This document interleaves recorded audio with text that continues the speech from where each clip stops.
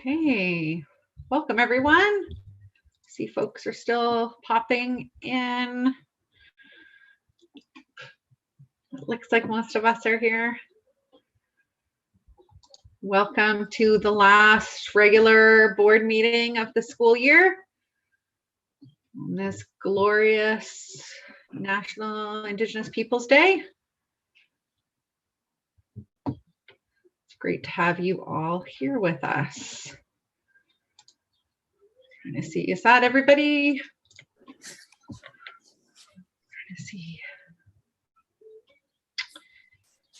Okay, I'll call the meeting to order. The Greater Victoria School District wishes to recognize and acknowledge the Songhees and Esquimalt nations on whose traditional territories we live, we learn, and we do our work. I'm not seeing any representatives from the nations tonight. If they were here, I would acknowledge them with gratitude.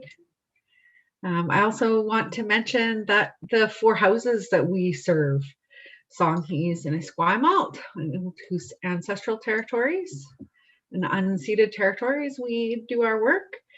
And then we also serve the Métis Nation and our urban Indigenous population.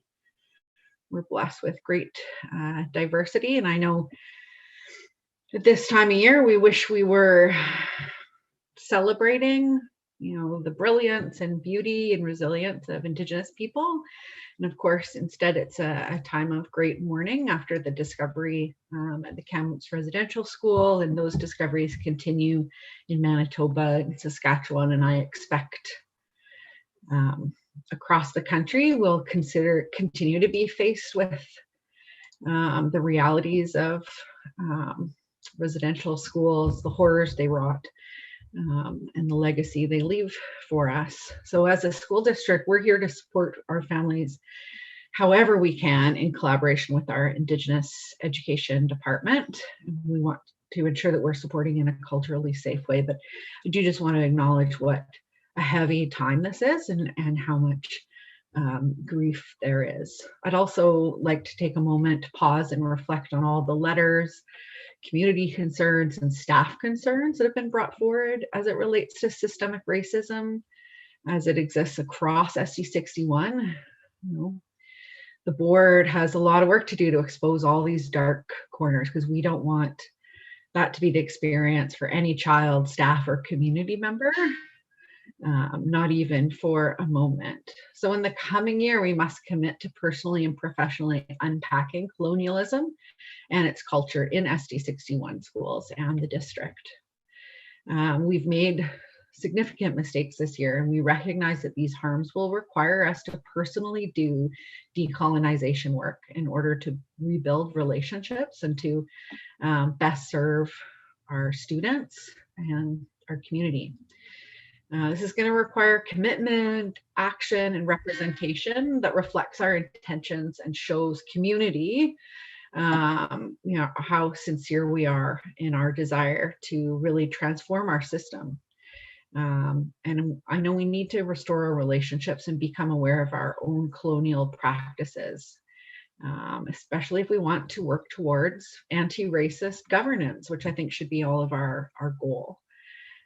So I look forward to this work, and I believe in the transformative potential of doing this work. And I just want to put that forward as, we begin this meeting and all of our meetings and really center ourselves in relation to this work.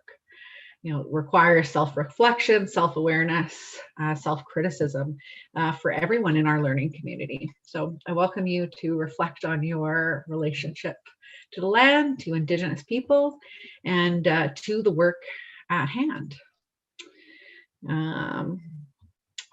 So without further ado, I think we'd like to approve the agenda, although I expect there may be some changes. First, perhaps before I go launching off too far, I just want to see who we have here. We have all 9 trustees with us. Trustees, can you indicate, just so people know who we are, think maybe next year, if we continue online, we'll have to institute kind of a roll call where we've not done the introductions, and I regret that.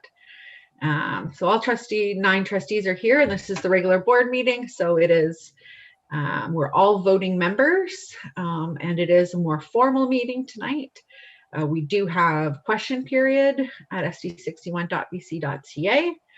You can send your questions in. We'll do our best to answer them tonight, and if not, we will follow up as per Bylaw 9360.01.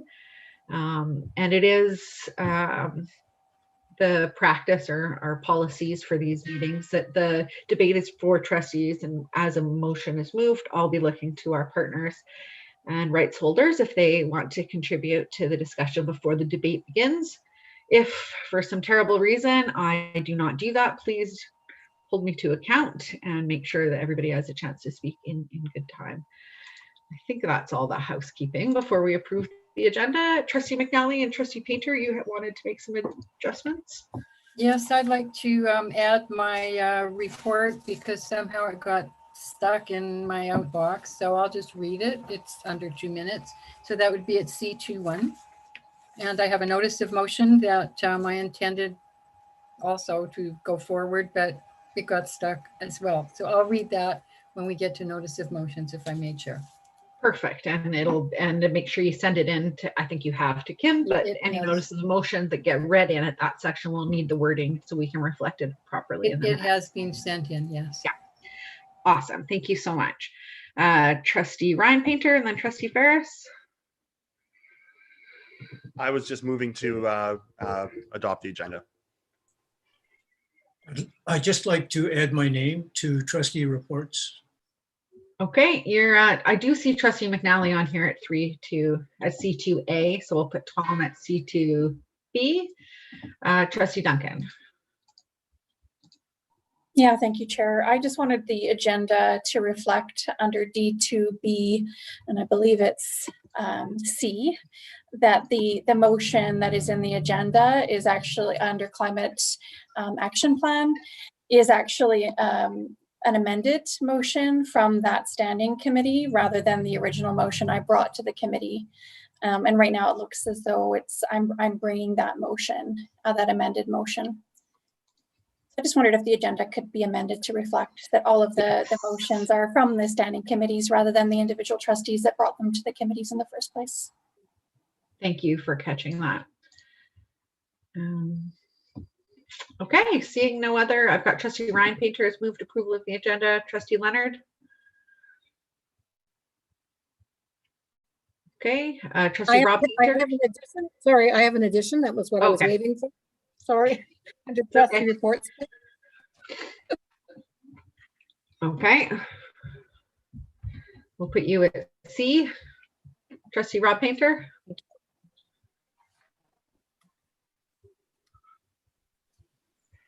I apologize for the very late notice, but I have 2 notices of motions, and I have submitted them, and I'll read them out when the time is appropriate. Thank you. We'll put you at B and C after Trustee McNally's at A, I believe. Good. Trustee Whitaker. Yeah, I thought that this agenda would have the advocacy committee being called to look at a needs budget, but I didn't see it on there. So should that be being added, or did some other decision get made? Did I just not see it? Can we just add it? We discussed it. I think it might have just been overlooked. Under 8. Under 8. Under 8. H1. H1, new business. Okay. Okay. Thank you. I knew it needed to be there. It just wasn't where I was expecting it either. Sorry, I just didn't find it. It's okay. It's a big agenda, and it is a big agenda tonight. We've got a lot of work ahead of us, so I'm going to try and move us along quickly, and we'll take breaks and hopefully be calm and kind and get her done. So all those in favor of the amended agenda. Okay, that's unanimous. Next, I'm looking for movers and seconder for approval of the minutes, May 17th, May 25th, May 28th, June 10th. Trustee Ferris. And a seconder. Thank you, Trustee Ryan Painter. Any changes, additions? Seeing none, all those in favor of approving the minutes? Okay, and that's unanimous too. This bodes well. Any business arising from the minutes? Trustee Duncan and then McNally. Yeah, thank you, Chair. Through the chair to the superintendent, I just wanted to get some clarity. Last board meeting, I was wondering whether or not we had provided the consultation information as requested by both Esquimalt and Songhees nations in their March letter to the board. And so I just wondered if that consultation feedback that the previous board did that was requested by the nations has been sent. This was the Craig Flower Shoreline, the previous Craig Flower Shoreline consultation. I don't see, Lisa, are you aware if the consultation information has been sent? Not that I'm aware of. That are we referring, she said the previous board. I didn't do any consultation per se myself on Shoreline Craig Flower with the previous board.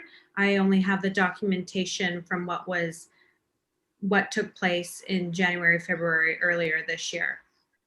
So just for clarity, to hopefully help. So the March 4th letter was a joint letter from the Esquimalt Nation and from Songhees Nation, asked us to provide the previous board's collected and did a consultation. Feedback was received, and again, it was a consultation on Craig Flower and Shoreline schools. And so they were asking for the feedback, a copy of the feedback that the board received during that previous consultation, which I believe resulted in an initial plan that went to the ministry. So apologies, Lisa, if it predates your involvement, but I just wanted to confirm that it had gone, but it sounds like possibly it hasn't. So at this point, I believe that we're still trying to find a platform on which to consult with both Esquimalt and Songhees, and they are at whatever it is that they're looking for on how to communicate that. Colin, am I correct that we're still waiting for reply on that? Yes, that's correct. So once we have how they would prefer to receive any of the previous information, then we are happy to share it.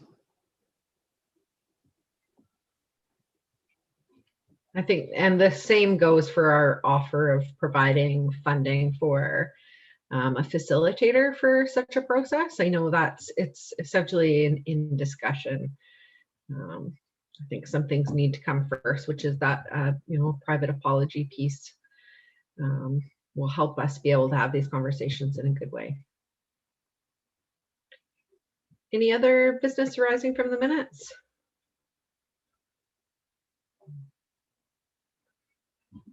Okay, seeing none, I'm going to move to our community presentations. We have 4 tonight. Thank you all so much for joining us.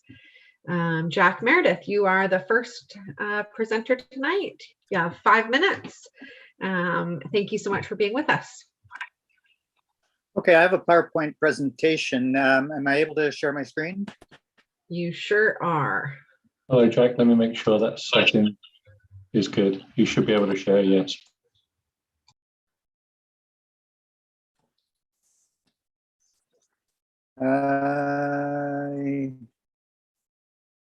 Okay, here we go.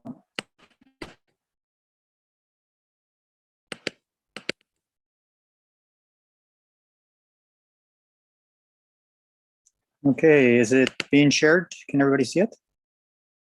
Yes. Okay, good. Thanks for the opportunity to speak to you. I am wanting to speak about the Climate Emergency Action Plan, the motion that you have on your agenda this evening. just as background, I'm a professional engineer, architectural engineer with over 40 years experience in energy management. I also am a faculty member for the Canada and US Green Building Councils, and I've been involved in a number of projects that have resulted in me now focusing on deep energy retrofits, net zero energy buildings, and renewable energy, primarily photovoltaic. The reason I'm wanting to speak to you this evening is just to support the motion for an action plan. I was delighted to see you declared the climate emergency, and I feel strongly that without a plan, you may get some energy savings, but not the level of savings required for a climate emergency. So I want to support the motion, and I want to recommend that the action plan be bold and the funding be bold enough to support that. The concern is that typical energy management plans can save 40 to 50%, which is significant, but they're usually capped by a 5-year payback. A climate emergency applies a much more aggressive, bolder plan. 70 to 80% savings are achievable, but only if you have longer payback criteria, something in the range of 15 years. So I want to encourage you to continue to be bold. The fundamental reason behind not having a traditional plan, a modest plan, is that modest actions really spoil the opportunity. Once you change a building system or change a building envelope or a lighting system, you're not going to get a chance to do that again for 20 years. So if it's not done right in 2021, it's going to be 20 years from now before a second chance. So my recommendations are to avoid quick fixes. It's really very attractive to do to just change a boiler system, put in better windows, but not to maximize those. I'd encourage you to avoid district-wide programs that don't maximize savings, that are only going to get you the 30–40%, but to focus on deep, comprehensive retrofits and targeted buildings. Get every building to net zero one by one, so that you get a net zero energy portfolio within the time frame of 10 to 15 years. And of course, any new facilities should have aggressive goals. I would suggest net zero energy. I'd also suggest a school district-wide energy reduction goal of at least 75%. Continue the boldness. If you don't, all of a sudden you'll end up with modest savings. And the funding, I realize you're under funding pressures, but the funding is really key to that. And there's a number of strategies that you can take to address that. So is net zero achievable? Is the 75% reduction achievable? Buildings are being built and retrofitted in Victoria on Vancouver Island now that are net zero. So it is clearly can be done. The technology is understood. It's on the shelf technology. Local professionals are doing the work. We don't have to import anybody. And the costs of many technologies have dropped, renewable energy particularly. And there's a number of incentive programs that are out there. Climate emergency really requires this level of change. As far as economics, I've got a generic example of a organization that I worked with that went from $1.30 to $1.50 a square foot. We saved $1 a square foot in their program. They had a capital investment payback period of 15 years, so that they had a budget of $15 per square foot. For a 2,000 square foot school district, I don't know what the size of school district 61 is, but I imagine it's in that range. The energy savings would be $2 million a year. The kicker is that it requires a budget of $30 million. So it's bold savings to get to net zero or close to net zero, but the savings are significant in terms of a couple $1 million a year. And when you get the plan back, checking against a $30 million kind of order of magnitude program is what I'd encourage you to ensure it's that bold. The reason I say all of this is to support your declaration of a climate emergency, and it can be done. It just takes the will to get there. That's the end of my presentation.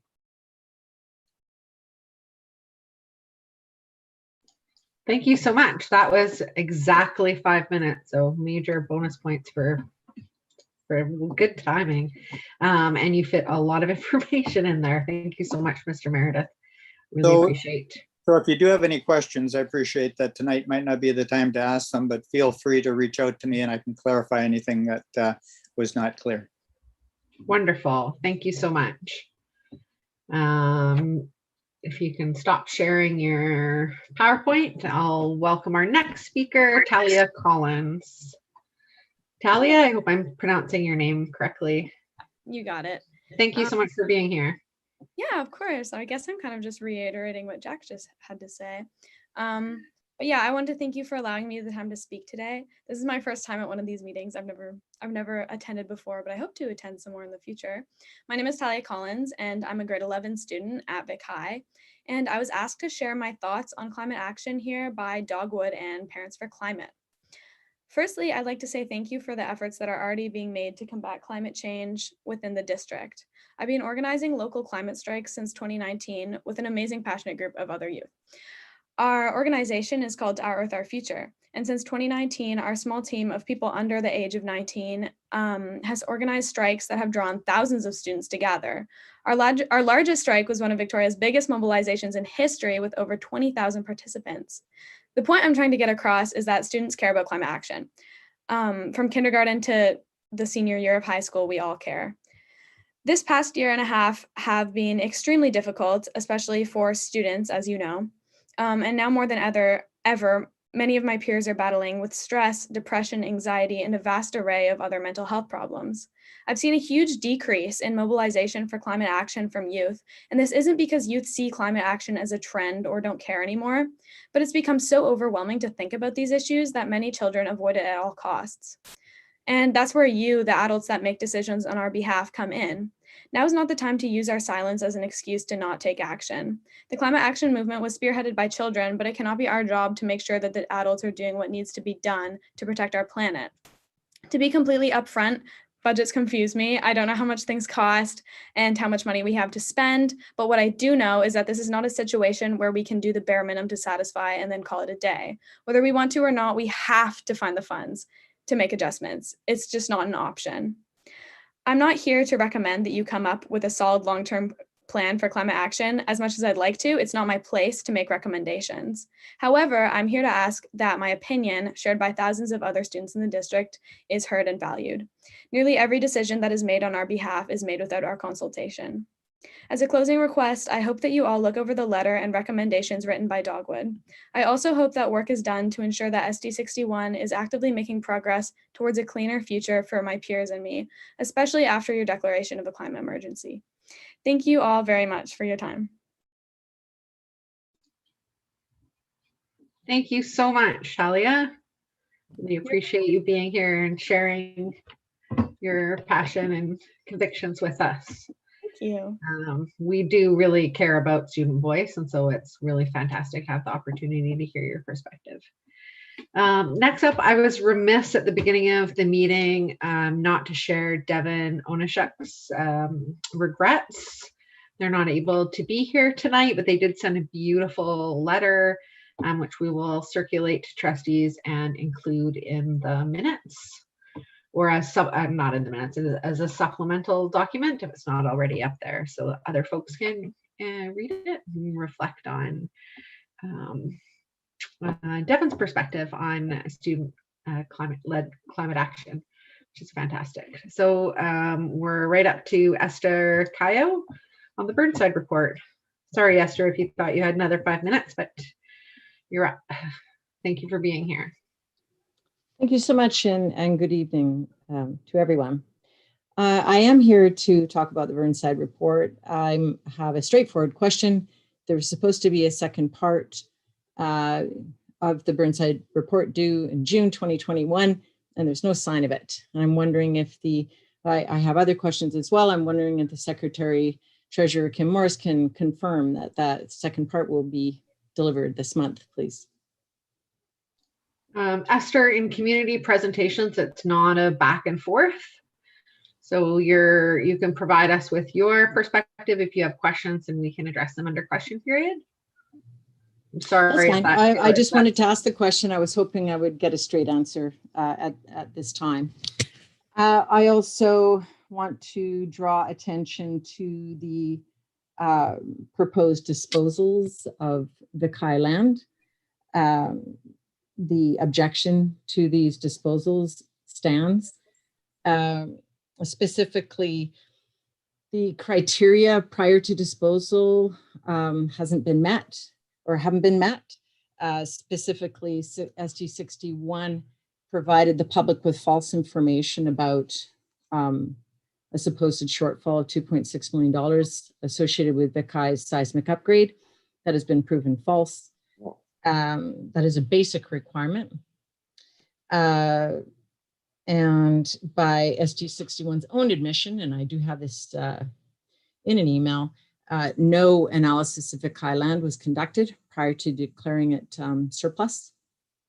And in fact, I have emails that show that it was the Capital Region Housing Corporation that provided that information. I'm not sure they actually have the authority to do that. And I also have the email showing that SD61 adopted the images that the CRHC created and then used them during public consultations.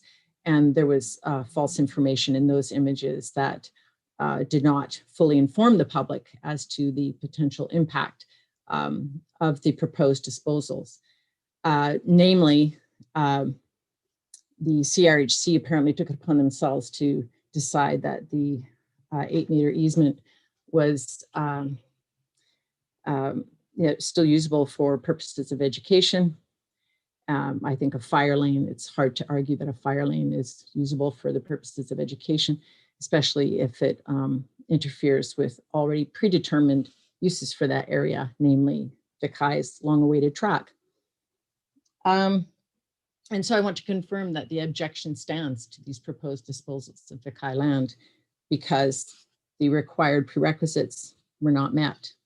Very simple ones, just telling the truth, frankly. And so, thank you.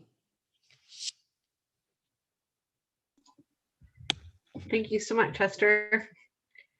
Next up, we've got our correspondence section, and one of the items here, B4, has a recommended motion in terms of a response to the correspondence. You know, sometimes we just go speeding past correspondence, and just wanted to make sure I flagged that one for action, but it is just a recommended motion. Ooh, I'm getting bad feedback there. Okay. Trustees, would you like to discuss any correspondence? Possibly B4 and B3. And B3. Okay, why don't we start with B3, Trustee Whitaker? Alrighty. B3. Thank you. So I did want to pull this one out just to discuss. I really appreciated the letter, and I also really appreciated the comment about expertise within our district. And I really think that that was a very important point to note. Often we tend to look outside our own backyard for skills that we have. So I just wanted to point that out, that I think that this is really important, that we do look within our own organization and our own schools and our own staff for some of these tools. So thank you. And thank you to the GVTA for writing that. Thank you. Superintendent, did you want to touch on this at all? I know we're working on plans. The board has passed motions around this as well. So it certainly has. Thank you, Chair. Absolutely. The correspondence has been definitely meaningful and thought-provoking. both at the planning stage and things to consider. We absolutely have talented staff within our departments and our schools. I know that all the departments have already started to do some planning for next year and looking at internal people to be looking at all aspects of some of the recommendations the GBTA has made. And so Shelley Mimi with our Indigenous department is certainly starting to do some thinking and planning, so putting some things together and wanting to start as soon as we return, which would be late August and into September. So planning is underway. I appreciate what the GBTA has put forward in the recommendations, and Winona is absolutely correct. We have some amazing people that we want to be having take some leads in some of these areas.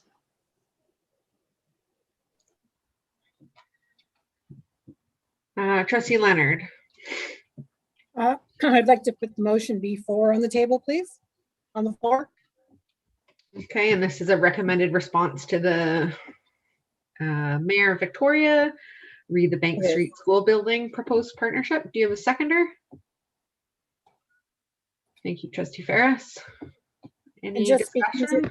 Yeah, go ahead. Speaking to it quickly, the first part of the motion directs our staff to meet with the City of Victoria, but the discussions would not happen until after we have received our own Class C cost estimate. So that would give a fulsome discussion, because as I understand, the city has already received theirs. So we need to have a conversation when we all have the same information. Thank you. Trustee McNally and then Duncan. Thank you. Just a simple question. What is the Class C estimate? Secretary Treasurer. I will pass this over to Director of Facilities Morris. Mr. Morris. I'm not looking for a number. I just don't know what it is.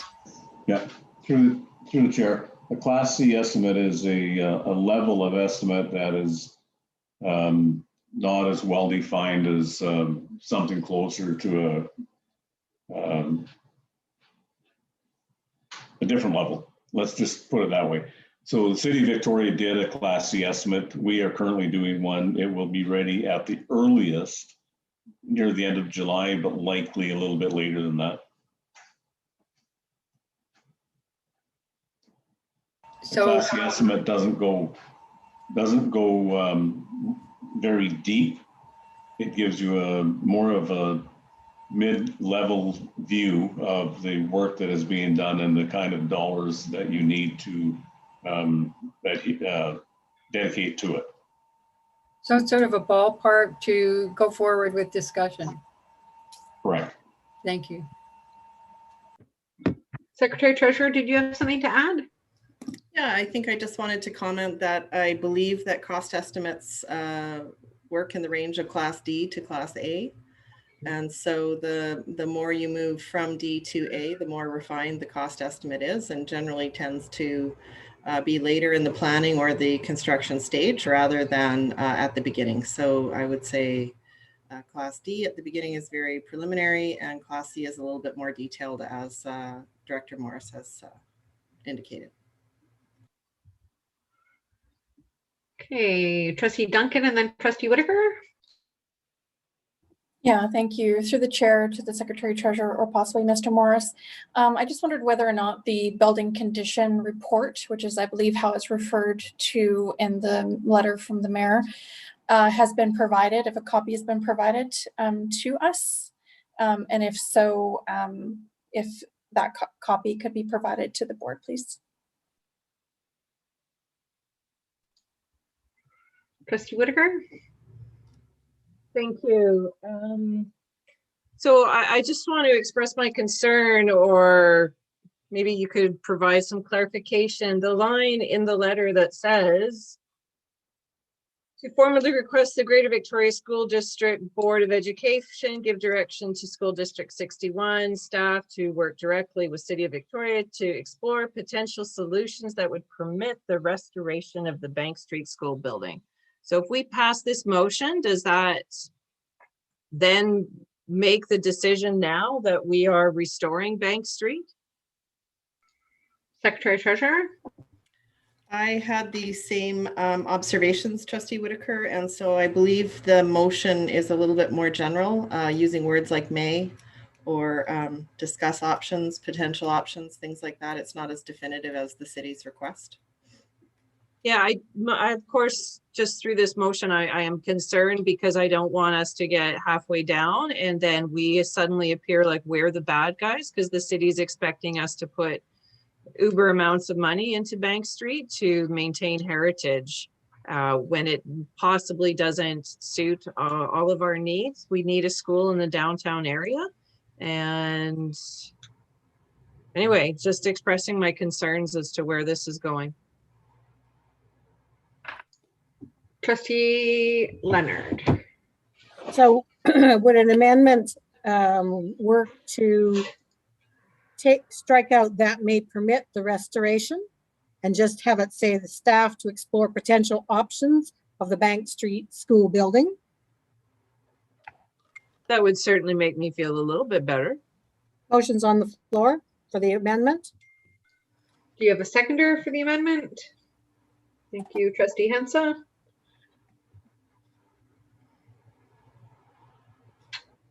Okay, any discussion on the amendment?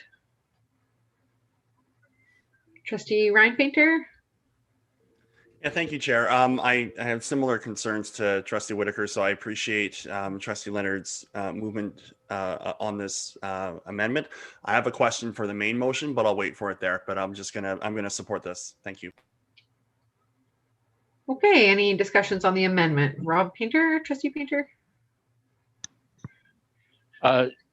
Open question in this case. I'm wondering if that might be overly general for the purposes, or is that sufficient through the superintendent to secretary treasurer to that staff understand the expectations and will move forward? I feel that perhaps we should have some reference to restoration, but I do understand and support the need to address the language. Secretary Treasurer?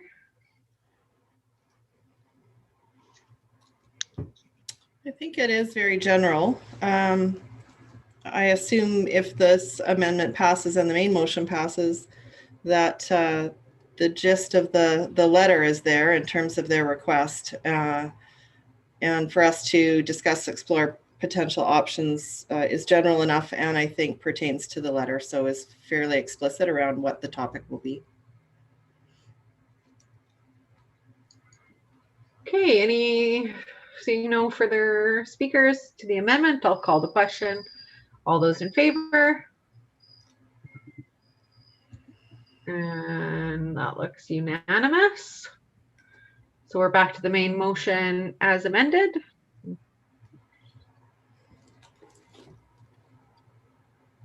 Trustee Leonard? Yeah, I'll be speaking against the motion on the floor.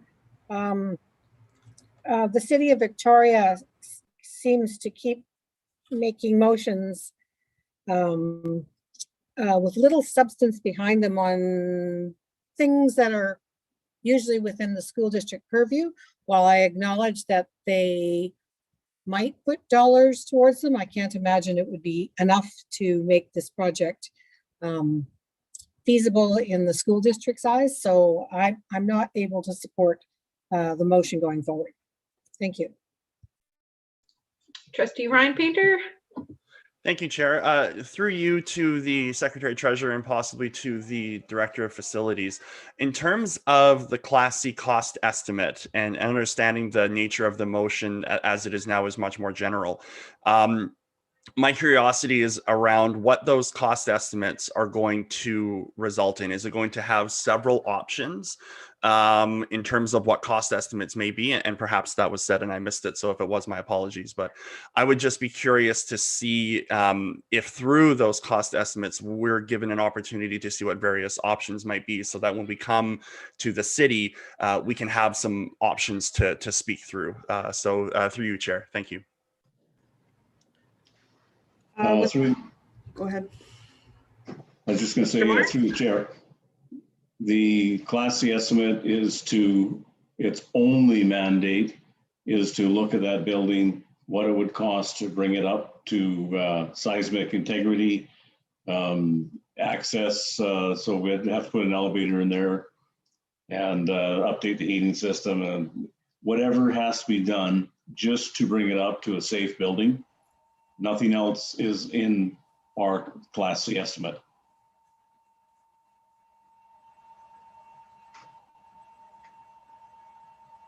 Secretary Treasurer? Yeah, I think the purpose of the Class C is to put it up against the city's Class C and see if they match, or if there is a range of costs there. And without knowing what our Class C estimate is, it's impossible to say whether it's achievable or not to talk about any options to restore. I think that's the generality of the motion and what we would be discussing. So we really don't have all the information to make a determination about what the options would be, but we would bring that back to the board.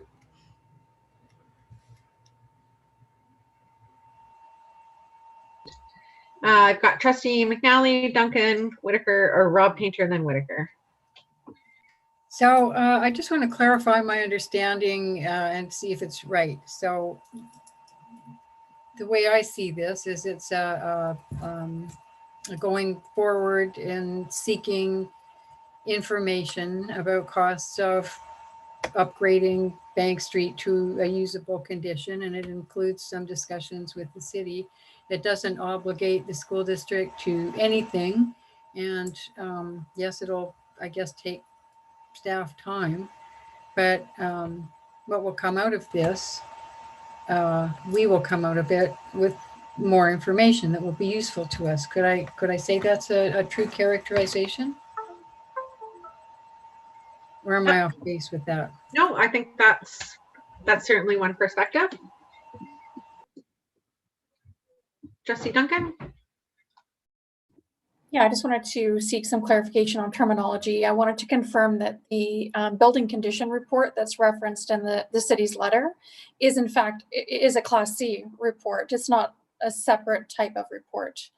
I don't believe it was referred to as a Class C report, so I just want to confirm that that is what they've obtained is a Class C report, not another more detailed report on the condition of the building.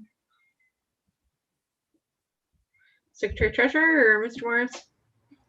The Secretary Treasurer, I would not be able to answer that question tonight without having a look at the building condition report. Chair, may I follow up? Sure. Thank you. So through the chair to the Secretary Treasurer, so do we have a copy of their report? And so you would be referring to their report and clarifying what it is? I can bring that information back, yes. Yes, it's the city got a report. And so we have a copy of that report. Okay, that's what I wanted to clarify. So now I've got my answer. Thank you. So if the board will be provided with that report then at the next board meeting, is that right? Secretary Treasurer? The information I'll bring back is whether we have a copy of the building condition report or not. Thank you. And that would depend on whether the city wanted to share that with us, I would assume. Yeah. Trustee Rob Painter and then Trustee Whitaker. Thank you, Chair. And I'll try to word this as vaguely as possible because I don't quite remember when we discussed it, but are there outstanding questions regarding land ownership at Bank Street?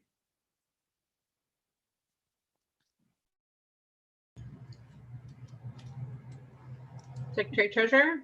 No, the city has a title of 3 lots on which Bank Street stands, and that title was changed in October 2020. So while we administer, SD61 administers for school district purposes, the city is on title. May I ask a follow-up, Chair? Sure. Just through the chair to the Secretary Treasurer, was substantiation provided to establish that ownership? It did sound initially that was rather precipitous on the part of the city? I would say that no, adequate reason was not provided, and that is something we do want to discuss.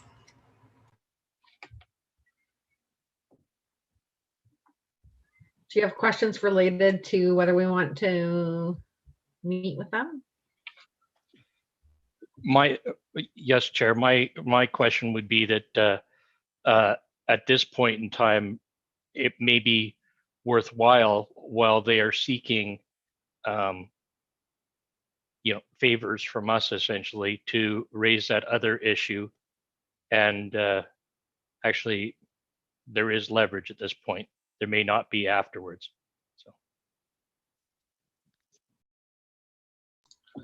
Okay, any other speakers? Trustee Whitaker? No, Trustee Duncan, you already had your kick at the can. Trustee Whitaker? Okay, thank you. I am going to very reluctantly speak in favor of this motion, but I also would like to say that I appreciate Trustee Leonard's comments, but also Trustee McNally's. I think that by going forward, I would just like to hear what it is that the city has, specifically how much money and financial assistance that they think they have to throw towards this project. I think that's good information to have, but because I think that's good information for other projects. But I do want to say as well, they specifically state that this resolution arose from the public and neighborhood feedback that did not support the demolition of this school. This is a political motion, and I do question exactly how much oomph the city carries behind it. This is the councillors not wanting to be the ones to make the decision and throwing it at us. So I do caution us, but I will support it because I'd like to know how much money they're willing to throw at it. So thank you.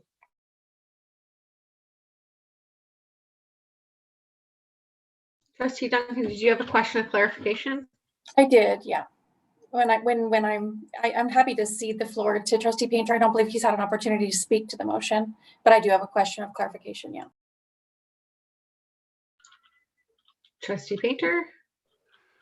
Thank you, Trustee Duncan. I appreciate it. And it was just going to be really quick. I'm not sure how I'm going to vote on this yet, because I'm hearing what my colleagues are saying, but I'm also something that Trustee Whitaker said, and I hope I'm not paraphrasing it wrong, but it feels to me like the way that the city has brought this to us is already taking steps down the path towards making a decision, and that concerns me. I don't want to be putting us in the position where we're potentially walking down a path only to then maybe decide that we want to go back a few steps and perhaps it's too late to do so. So yeah, I'm on the fence with this right now. I want to have conversations with the city. I want to see what the numbers are. I want to see what their numbers are. I want to do our assessments, but at the same time, I don't want any predeterminations made, so that we can have full options open and available to us. So that's just where I'm at right now. I look forward to what my colleagues have to say. Hey, Trustee Duncan, you had a question?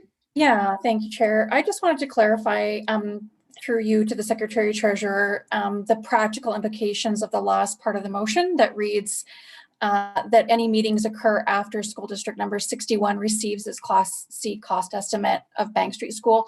In particular, I just want to confirm from a practical point of view that after school district 61 receives it means that it will come then back before the board to consider what the next steps should be, or if we need to make potentially an amendment to ensure that happens.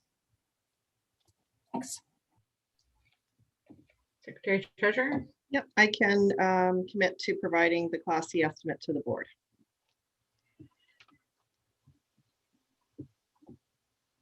Okay, seeing no speakers, I'll call the question on the amended motion. All those in favor? All those opposed? So that carries with Leonard, McNally, Ferris, and Rob Painter opposed.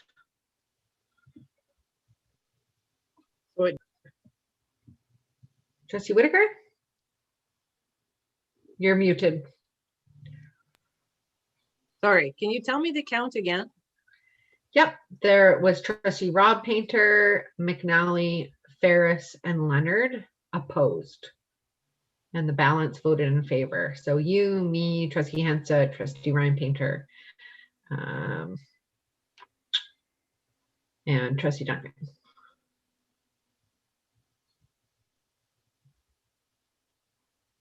The motion carries. Is that correct? Did I say that wrong? Anybody? No, not seeing anybody. An interesting split for sure, but we are nothing if not unpredictable. Good. Okay. So is there anything else under correspondence, or shall we move to trustee reports?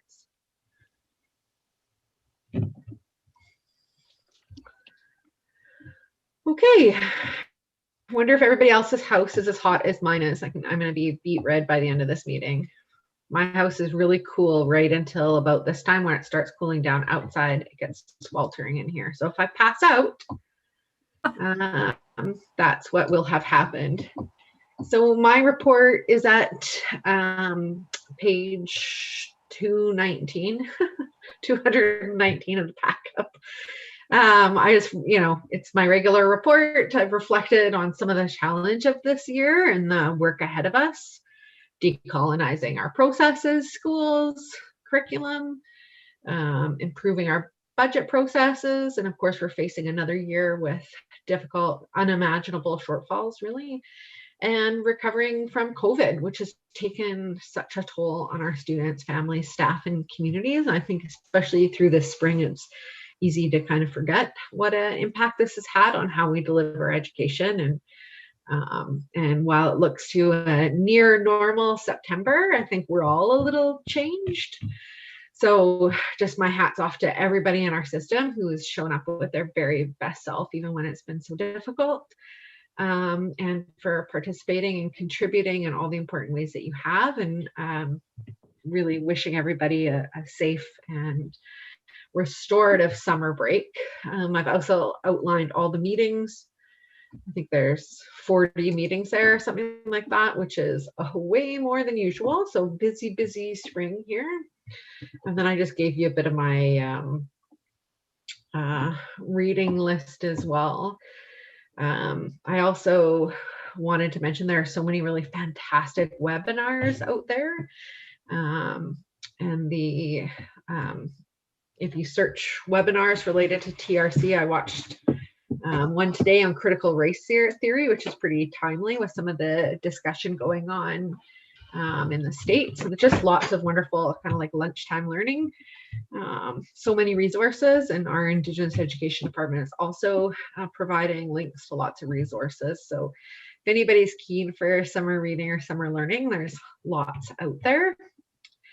And then I just wanted to point out, like this has been so hard for all of us. And I look ahead at the superintendent's report. Now she highlights all of the various folks we've worked with over the last, 3 years to support us in governance and decorum and working together successfully as a team. And I have to say, I continue to be really concerned about our ability to work together. And I want so badly for us to be able to be kind and respectful and really show the leadership that this district needs and deserves. I don't want to put too fine a point on it, but I think we have a lot of work to do, and that requires each of us really doing that work and leading with kindness, because this has not been an easy ride for anybody, and it's been really challenging, I know, for our staff as well. And and I hear in the community about the dysfunction of this board, and I'm just so committed to, trying to figure that out. And I know we've all done a lot of work, and, we have a long way to go to work together, as the family or team that we are, in service of kids, which is, we all have such important shared values. And I think there's a real firm foundation there for us to stand on together as we do this work. But it feels awful shaky coming out of this spring. So I'm looking forward to a strong 2021-2022 school year. And I hope that we can all come in September with our best selves and put down the swords a little bit and work together. So that's my soapbox. And I thank you for letting me share my perspective. And I'll pass it over to Trustee McNally for your report. Thanks so much, Chair. This is my report from the Indigenous Nations Education Council, but it's no longer called that. One of the pieces of work that the group did in developing their terms of reference was to change their name to the Urban People's House Indigenous Advisory. I'll explain a bit more about that. So I'm grateful for my ongoing appointment by the School District 61 Board Chair to the Indigenous Education Council, which is no longer called that. It has been a privilege to be a participating guest and a trustee representative who does not speak for the board at this table. It's my hope to continue in that role if there is a desire from the members. So the council recently held several writing group meetings in order to develop a term of reference for the group, and they've been working on that for a few years actually. The most recent meeting was June 8th and did culminate in a final document, which will be shared, released by the chair, Janice Simcoe, and the membership of the council at an appropriate time when they desire. This work has resulted in a change of name, which better defines the group, the Urban People's House Indigenous Advisory. And UPHIA has sought and received permission from both Songhees and Esquimalt nations to establish a house on this territory. Both the Esquimalt Nation and Métis Nation of Greater Victoria are developing education agreements with School District 61, I understand. And this is a bit off topic, but not really. Paula Bell, longtime administrative assistant to the Indigenous Nations Education Department, and to this table is retiring. She will be very much missed. UPHIA may hold one more meeting before the end of June.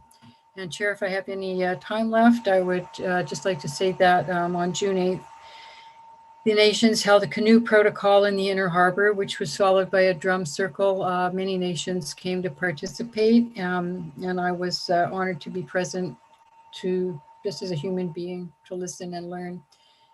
And in terms of professional development, I've enrolled in one of Bob Joseph's training courses. He's got lots on his website, and I look forward. You have to pay, but I think it's going to be worth it.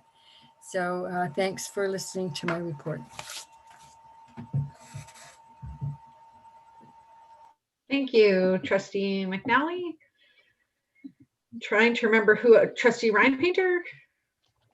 No, who's our next? I know I've got Elaine at C, but there's a B here. Trustee Ferris. Tom Ferris. Sorry, Trustee Ferris. Oh, that's okay. I'm at bat. First of all, I want to thank you, Chair Waters, for your respectful leadership through these difficult times. I know it's been hard, and I really appreciate what you've done. My report is with regard to a BCPC survey, which if you've read it, I did send it out. Its focus is the effectiveness of electing trustee directors on a regional basis rather than at large. I will respond to the questionnaire to BCPC after reviewing any comments from the board. The questionnaire has just been sent out to you in PDF form, so you can easily have a look at it and review it. If you have any comments that you want to send to me, please do that. Or if members wish to hold a special meeting to discuss it, let me know as soon as possible. The deadline is June 30th. Thank you.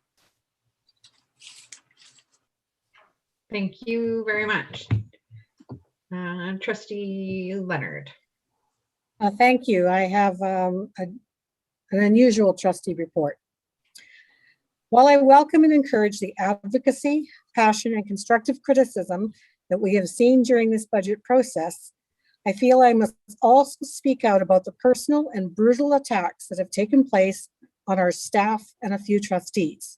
I have never seen such vicious, hateful, and personal attacks on staff and trustees as I have seen during these last 3 months. No one deserves to be treated that way. We all deserve to feel safe in our workplace. These attacks by a few trustees and community members have been constant and have had lasting effects on people's lives, their families, affecting them in very personal and negative ways. These malicious comments have had the potential to damage the reputations and livelihoods of the intended targets and do irreparable harm. In the world right now, we are constantly discussing and condemning bullying and hate speech. We do not condone this type of activity in our school community. What has taken place by this small group is bullying and harassment, no doubt about it. People seem emboldened to chime in on a faceless messenger board to promote their cause or passion. For most people, it's a way to connect on like-minded issues and provide information to the many.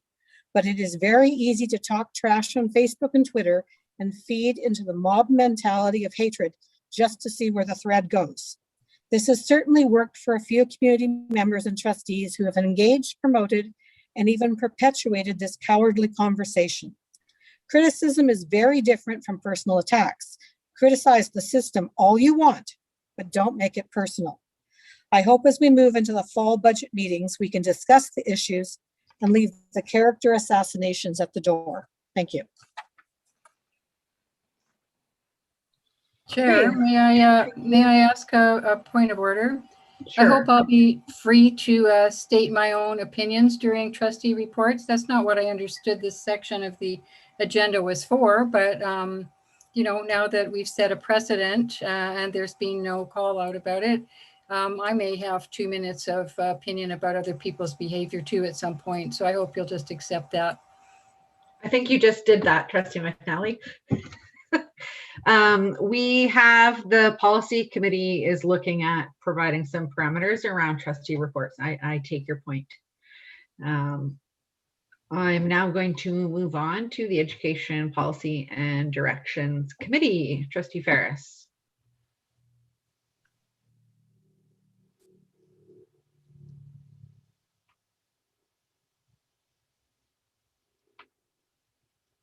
I think you're muted. I know you are muted. I'm just not sure if you've begun. Sorry, we have 2 recommended motions. Do we want to try to pass them both at the same time? Would trustees like to sever these motions? Yes. Okay. Yep, we will. We'll do them one at a time. Okay, so the first motion is that the Board of Education, School District 61, direct the superintendent to allocate a budget of $5,000 to assist the School Police Liaison Ad Hoc Committee to complete its work. Thank you. Trustee McNally?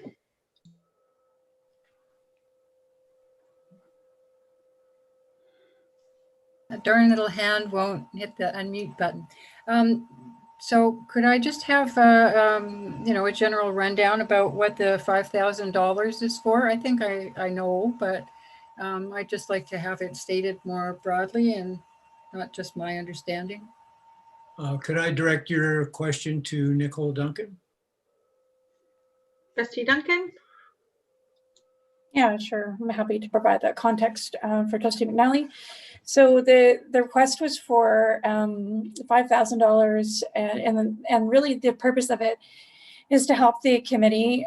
We're in the middle of carrying out our engagement work, and so we as a committee have recognized that there may be and is likely to be some additional costs to that engagement work. And what we wanted to do is make sure that we had sought that budget in advance so that we weren't left scrambling for appropriate resource to help us to complete that work. So for instance, one of the conversations we had recently in a committee was really just acknowledging that there may be a need to pivot once we get the results of our public survey back, and to include some additional public engagement opportunities for specific members of our learning community. And again, there may be some costs associated with providing that level of engagement. So hopefully that helps, but I certainly am happy to answer specific questions too, if that would assist my colleagues. Thank you. That satisfied my need for information, Trustee Duncan. Trustee Painter. Thank you, Chair. And one thing I'm curious about is whether we're going to be anticipating budgets of this sort from all future committees, or if this was unique to the police liaison. So my question to Trustee Duncan is, was this a cost estimate that was developed by the committee, recognizing what you're seeking to accomplish in the next while? Yeah, through the chair. So we had some initial discussions, and then we worked closely with Lisa McPhail and with Deputy Superintendent Whitten to delineate what would be a reasonable amount to allocate. And we fully recognize that if the funds aren't needed, then certainly we won't spend them. I think the whole committee was very committed to using internal resources to the greatest extent we possibly can. And recognize that we have a lot of fantastic in-house expertise that we can draw on, but also recognize that there may well be some costs. And while those costs are likely to be limited, we wanted to, account for that. We also were reminded of the conversations that we have had more informally as a board around, the future planning needs for ad hoc committees in particular, and the potential as a board to allocate money to ad hoc committees in future to help fund those activities. Trustee Ferris and Leonard. Oops. I wanted to thank Trustee Painter for that question, because I'm assuming that this will not be opening up the budget. It will be coming out of an existing budget. Thank you. Trustee Leonard. 2 questions. Was there an existing budget that the committee or Trustee Duncan had been looking at? And second, I still don't understand what the costs are for. Costs to engagement, more costs to engage, more engagement. It's not been specific to me what exactly this would be for. I don't see, maybe I need a better example, but it's been too general for me. Deputy Whitten, did you want to? I can, through the chair. I think Trustee Duncan has articulated the conversations that have occurred at the committee level with regards to ensuring we have all engagement with stakeholders and rights holders and the BIPOC community. So ensuring that once we get survey results, that we have an opportunity to reach out further, utilizing our communications expert in the district, but also looking at other avenues to ensure we have that reach. And I think that was the main conversation. Also ensuring that our survey was representing all stakeholders again in all of the houses. And trauma informed, isn't that correct, Trustee Duncan? I seem to remember that being a key piece. Yeah, so yeah, thanks, Chair. Yeah, so the other piece that we certainly realized as a committee that there may be some additional funding need for was to look to providing some additional in-house training, which again might attract some cost, and that was around trauma-informed practice. The committee already undertook some anti-racism and training, which again attracted some cost, but it was necessary in order for the committee to do its work and do its work well. So, again, I would stress to my colleagues that we're very mindful of the fact that we're at, we've got limited funds, and we certainly don't intend to spend anything that we don't absolutely need to spend, but we also want to be able to do the job well. And if we do need to bring in some outside assistance and that does attract a cost, then we want to be prepared to do that.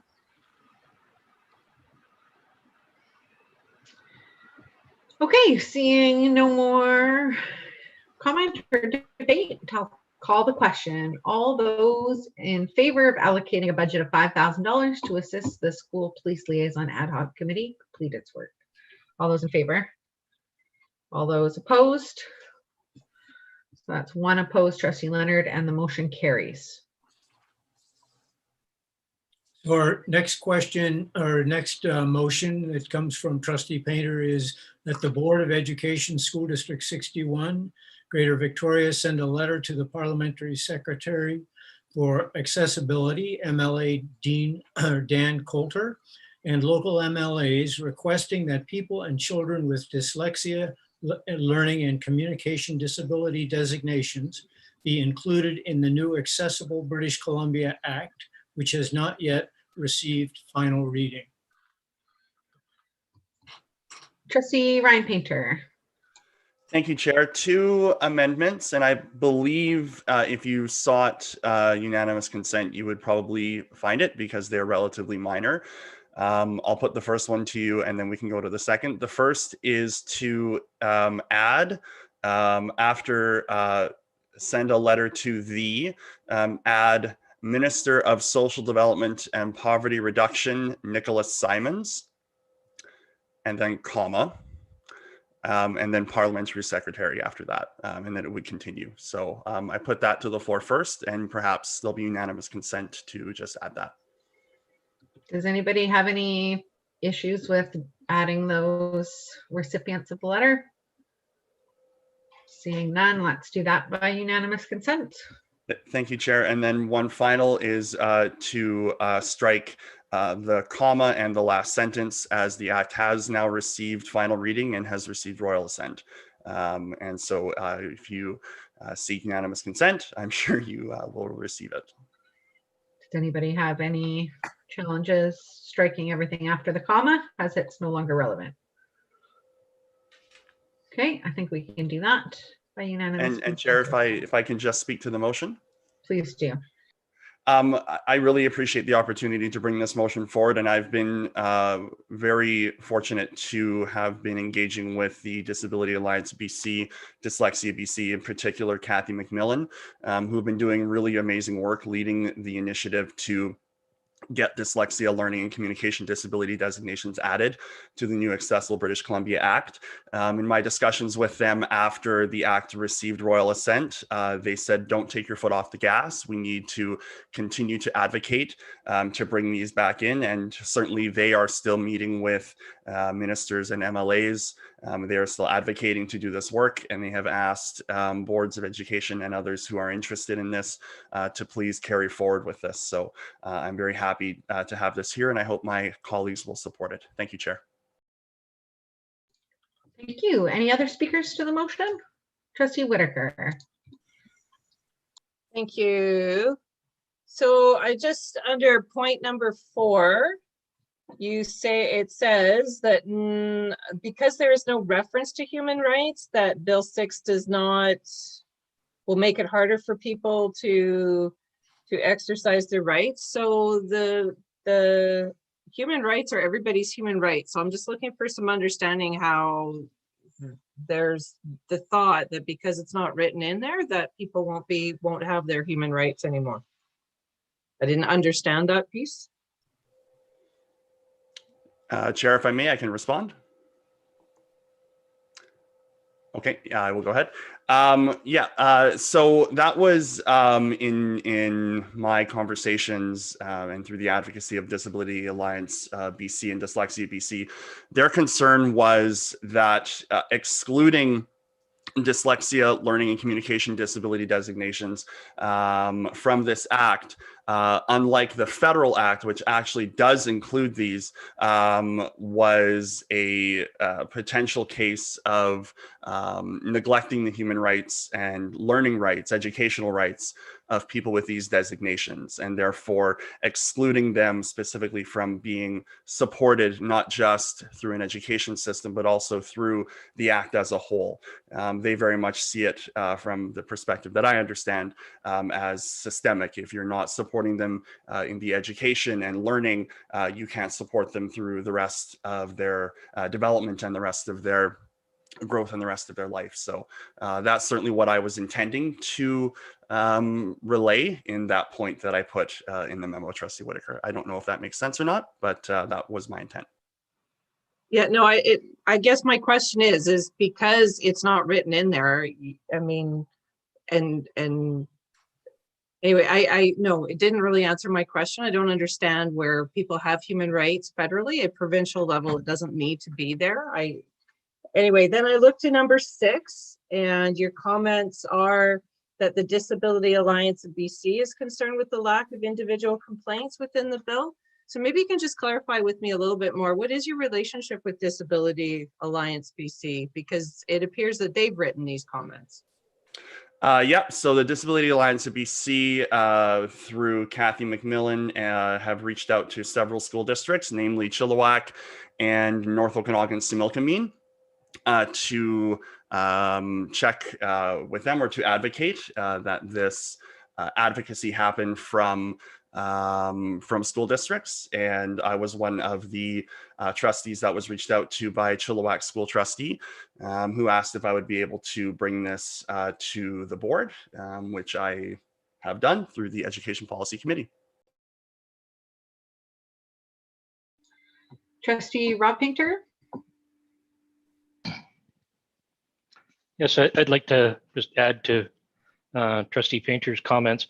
One of the challenges with dyslexia, learning disabilities, I'm less familiar with communication disability designation, but they are largely invisible disabilities. They're not immediately apparent in the way that someone with a physical disability or might be recognized. And even within our school system, children and students are likely to encounter people who don't really understand dyslexia, dismiss its impact, or do not provide accommodations. And so by not having it on that list, it just makes it that much harder for these people to advocate for themselves. Someone would look at the list, says, well, it's not here, and that's their default. By including it, it's not to say that it somehow makes it more likely that people are going to be supported, but it does ensure that we're not creating gaps or inconsistencies within the legislation. And one point I would make is that with dyslexia and learning disabilities, there is a perception in some areas that this is primarily related to what happens at school, but a lot of research has shown that these have lifelong effects, just as other disabilities do, that people with these disabilities generally have much lower satisfaction, life satisfaction, lower wages, etc. So it is a real thing that needs to be addressed, in my opinion. Hey, Trustee McNally. Thank you. Even if this proves to be redundant in some way, I'm going to support it because, I'm sure, well, I'll just say in my life, I know a couple of little kids who have some pretty serious communication difficulties in terms of expressive language, and their receptive language seems pretty good, but there's just a wide variety of communication disorders, and just in addition to dyslexia and literacy disorders, and as someone said previously in the discussion, they're invisible generally, and so that makes it even more difficult to provide self-advocacy for oneself, and it gets exhausting. So yeah, I will support this motion. Okay, seeing no other speakers, I'll call the question. All those in favor? And that is unanimous. And Trustee Painter, Ryan Painter, I'll be coming to you to help draft the letter. Okay, next up, we're turning to our Operations Policy and Planning Committee. Trustee Leonard. Thank you. We have, and again, I want to thank Chair Waters for chairing for me. I lost my Zoom feed on Monday, so she was able to step in and help me out there. So thank you so much. We have 3 motions before the board tonight. And does anyone want any severed, or can we proceed with all 3? Trustee Duncan and then Trustee McNally. Yeah. Go ahead, Trustee Duncan, you're first. Sorry, thanks. Yeah, I just wanted to sever the climate action plan motion. The third one? Okay. Trustee McNally, same one? Well, yeah, I'd like to sever A just because I want to ask a question about it. I guess we're doing them one at a time then. Yes. Okay, that's fine. So the Okay. first motion, sorry, Trustee Leonard, did you want to introduce them? Sure. And I was just wondering if this was presented by the superintendent, the first motion. I was just wondering if we should maybe remove Mark's name out of the motion so that it stands alone for years to come without somebody's name in the motion. It still means the same thing. And so that would be my recommendation, would be to put the motion on the floor, but take Mark's name out of it, perhaps. How does the superintendent feel about that? Absolutely fine, and we could just put the title in. Yeah, perfect. Okay, so the motion reads that the Board of Education, SD61, direct the superintendent to reestablish green teams in every school who will work with facilities to create a process where the green teams categorize and weigh soft plastics once a week. This information will be collected in facilities, and recommendations will be made in the spring of 21-22 on how to reduce waste of soft plastics. Okay, any discussion on this motion? Trustee McNally. Thank you. I mean, it's a wonderful idea. It's who could argue with it? What I want to know is if the creation of these green teams is completely reliant on volunteer work of teachers or EAs.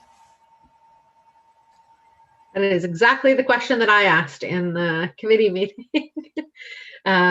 Superintendent. We did discuss it in the committee meeting, and we do have definitely champions in the school.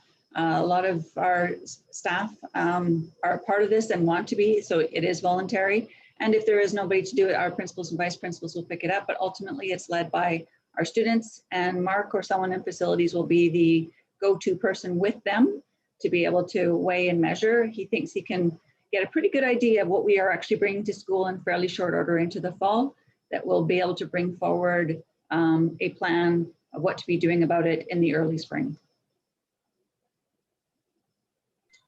Trustee Whitaker. Thank you. I'm just reminded of Talia's comments earlier about from our students and how our students are very much looking for the adults in the building to be doing some of the work. And while I will support this, I am challenged by the fact that this relies very heavily on our students to do this work, as well as a champion. So somebody has to volunteer some of their time. They need to shuffle something off of the side of their desk to do this. So while I will support it, I'm hopeful in a year from now that we have some positive results. But I do have some concerns that this is going to just use up a lot of students' time, which is great if they're socializing, but I'm concerned it's not going far enough. Great, I see no other speakers, so I will call the question. All those in favor of the green teams? And that is unanimous. Thank you, trustees. Next up is a motion creating a working committee and consultation process to prepare a draft compost and waste policy proposal, which is in alignment with our environmental values and goals. Trustee McNally. Thanks, Chair. I recall a few years ago, we had I guess it was a bylaw or a policy that had several different kinds of groups that could get together. There were ad hoc committees, working groups, discussion groups, whatever. I can't remember the exact wording, but at the time we all agreed that these various committees were poorly defined, and we decided to go with ad hoc committees, which would have a TOR, and everybody knew what they were doing and everybody knew when they were done doing that. So I would like to propose an amendment that instead of working committee, ad hoc committee. Okay, do you have a seconder? Trustee Ryan Painter? For the record, I brought this up to you. Trustee McNally, you and I are on the same page on these. Trustee Leonard. So are you speaking to the amendment? I am. I think I envision this as being a working committee of people in facilities trying to facilitate how this is going to move forward within their work day and their work schedule and implementation in the schools, and possibly input into the draft and waste policy. I don't see this as an ad hoc committee of the board creating this, because we don't have the working knowledge of how this is going to happen within the schools. So I like the wording of working committee and think it's more user-friendly as to what exactly is going to happen with the group that's going to be working on this. So I'm not in favor of the amendment. Can I just follow up on that then? I misunderstood, the membership of this committee, and Trustee Leonard has explained that it won't be a trustees committee. So I wonder if you'd entertain, Chair, some kind of amendment that tells us who the membership is going to be, a working committee of facilities or something like that. The working committee language, if I may, just because I see Trustee Whitaker stepped away, but it reflects bylaw 9210, which is mentioned in this motion. And so it's working committee and not ad hoc committee because it's under 9210. But you're right, it's not clearly defined what the difference is, but Trustee Whitaker made the motion in alignment with 9210, which is where she wants it to sit. All right, So I'll leave it. the rationale I understood. Yeah. In terms of membership, I hope that if we pass this, that there's some clear direction tonight around that. On next steps anyways. Trustee Whitaker? Yeah, no, I was going to say what you said, and sorry, I just have to open some doors and windows around here. It's really hot. Yeah. I'm with you. Trustee Duncan. Yeah, thank you, Chair. I'm wondering if Trustee McNally is withdrawing her amendment, or if I should be speaking to the amendment or to the motion. We have a seconder, so the amendment stands unless Trustee McNally doesn't want the amendment. Well, with the permission of the meeting, since Trustee Leonard has explained what this committee is going to look like, I'll withdraw with the permission of the meeting. Okay, so we're back to the main motion. Trustee Duncan, is that what you wanted to speak to? Yeah, thanks. And thank you, by the way, as an aside, to Trustee McNally for raising that, because I think it was useful to clarify for us all the wording in the bylaw on the development of policy. And I'm in support of Trustee Whitaker's proposal, not only because it respects the policies and the bylaws of the board and helps us to get there, but also because it's an important area that, we need to be clear on what kind of direction we want to take as a board. And it's kind of one piece in a lot of work that I hope to see us do over the next year or so, and over the years, to support our commitment to climate, to the environment, and to the well-being of our community. So thank you for bringing it forward, and I do in fact support it. Okay. Seeing no further speakers, I'll call the question. All those in favor? And that's unanimous. Great. So we're now on to the climate action plan motion. Trustee Duncan, did you want to speak to this as you severed it? Chair, before you may I have the sure. opportunity. Yay, you want to get some action? Good. Glad to hear from you. I'm sorry if I haven't been going. I assume that you pop your hand up if I would get in on the action. Please There. go ahead, and I apologize. No. So the GVTA is in support of this motion and hopes that the board will pass it today. You've heard from students, and students have really led this climate action movement that is so necessary. And in 2019, you declared it an emergency, and I realize there's been a couple of other things that have happened in between, but I think it's imperative that we move forward. And one of the other pieces, because here today, and I see so many of you wearing orange, and I believe it's in recognition of the National Indigenous Day. And here we are as settlers on this land, and it behooves us as the settlers on this land to look after it. And part of that is acknowledging the climate emergency we are in, and taking bold action to move forward, so that we can continue to be here on this land and look after it. So I urge you to support this and to move forward with the climate emergency plan. Thank you. Thank you so much. Trustee Duncan, seeing no other partners who want to. Yeah, okay. So so the reason I asked to sever it was because at committee it was amended, and so what's on the agenda tonight under the item is the amended version. And so the original motion, I wanted to amend the committee's version and ask colleagues to consider adding back the following sentence, which is, the plan should also include funding options to support targets and strategies, such as available rebates and government funding to meet sectoral targets set by the provincial government.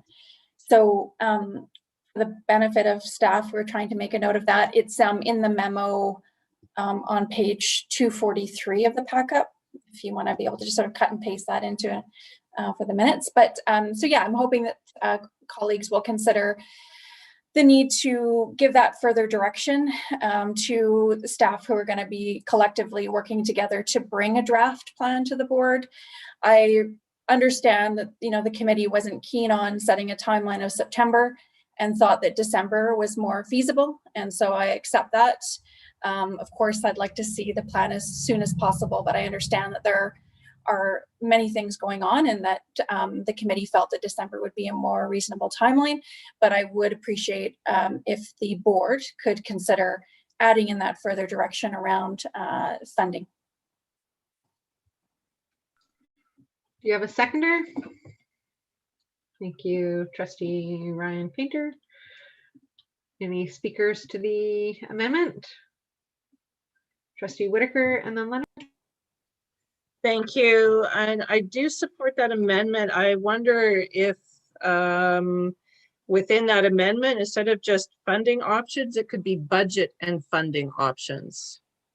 Because and maybe Trustee Duncan can clarify, but when you say funding options, I'm thinking that you're talking about grants and other revenue sources, but I do think that part of this has to include our own budget, our capital line items, etc. So thus I wonder if we can include that word as well. Trustee Duncan? Yeah, thank you, Chair. Just speaking to Trustee Whitaker's point, the reason I didn't include budget is because I envision that the plan will be at a higher level. And so, and it'll assign budget line items based on like at the project level. And so really what I was hoping to do with that by adding the item was to get the board at that kind of board governance level to start to think about how we're going to fund it. And then we can make decisions about how to allocate budget to specific projects or initiatives. That's kind of what I had in my mind. I hadn't considered adding, you know, budget considerations within the plan at this stage anyway.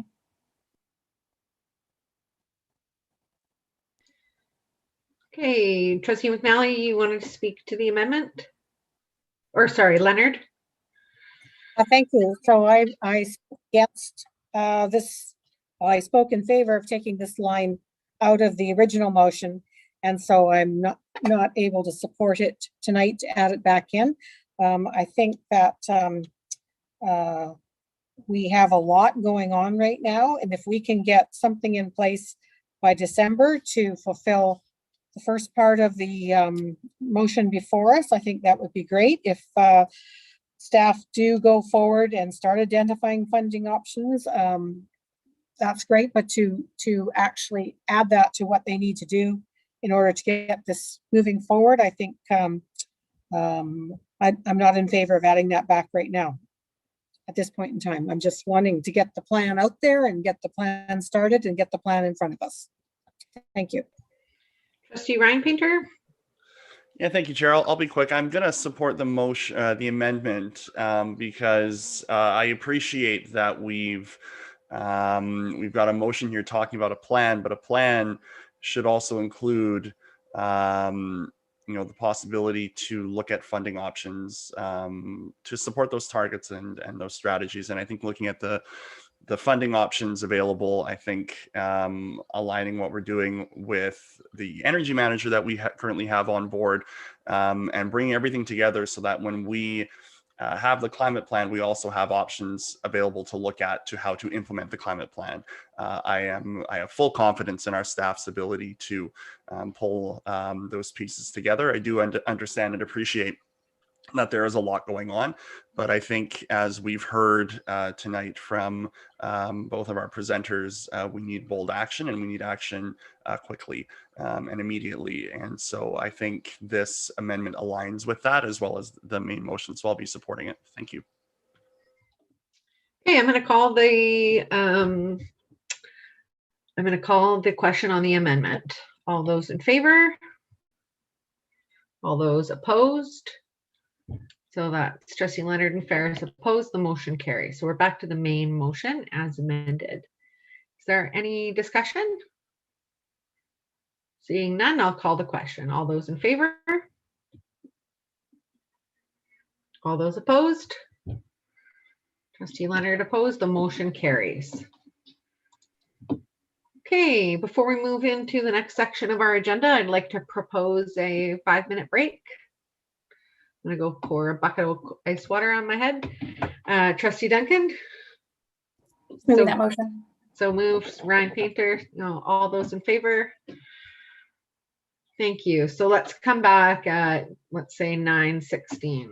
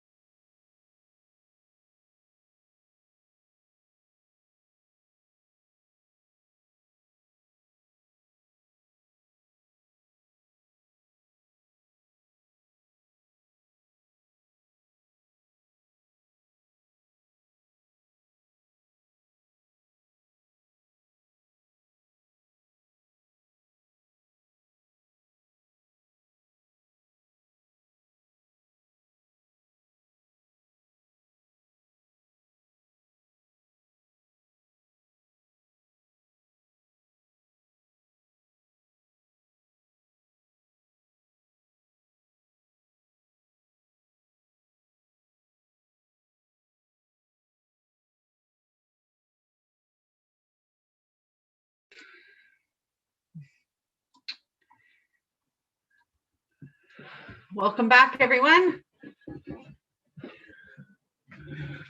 Next time we should consider 10 minutes. I don't know.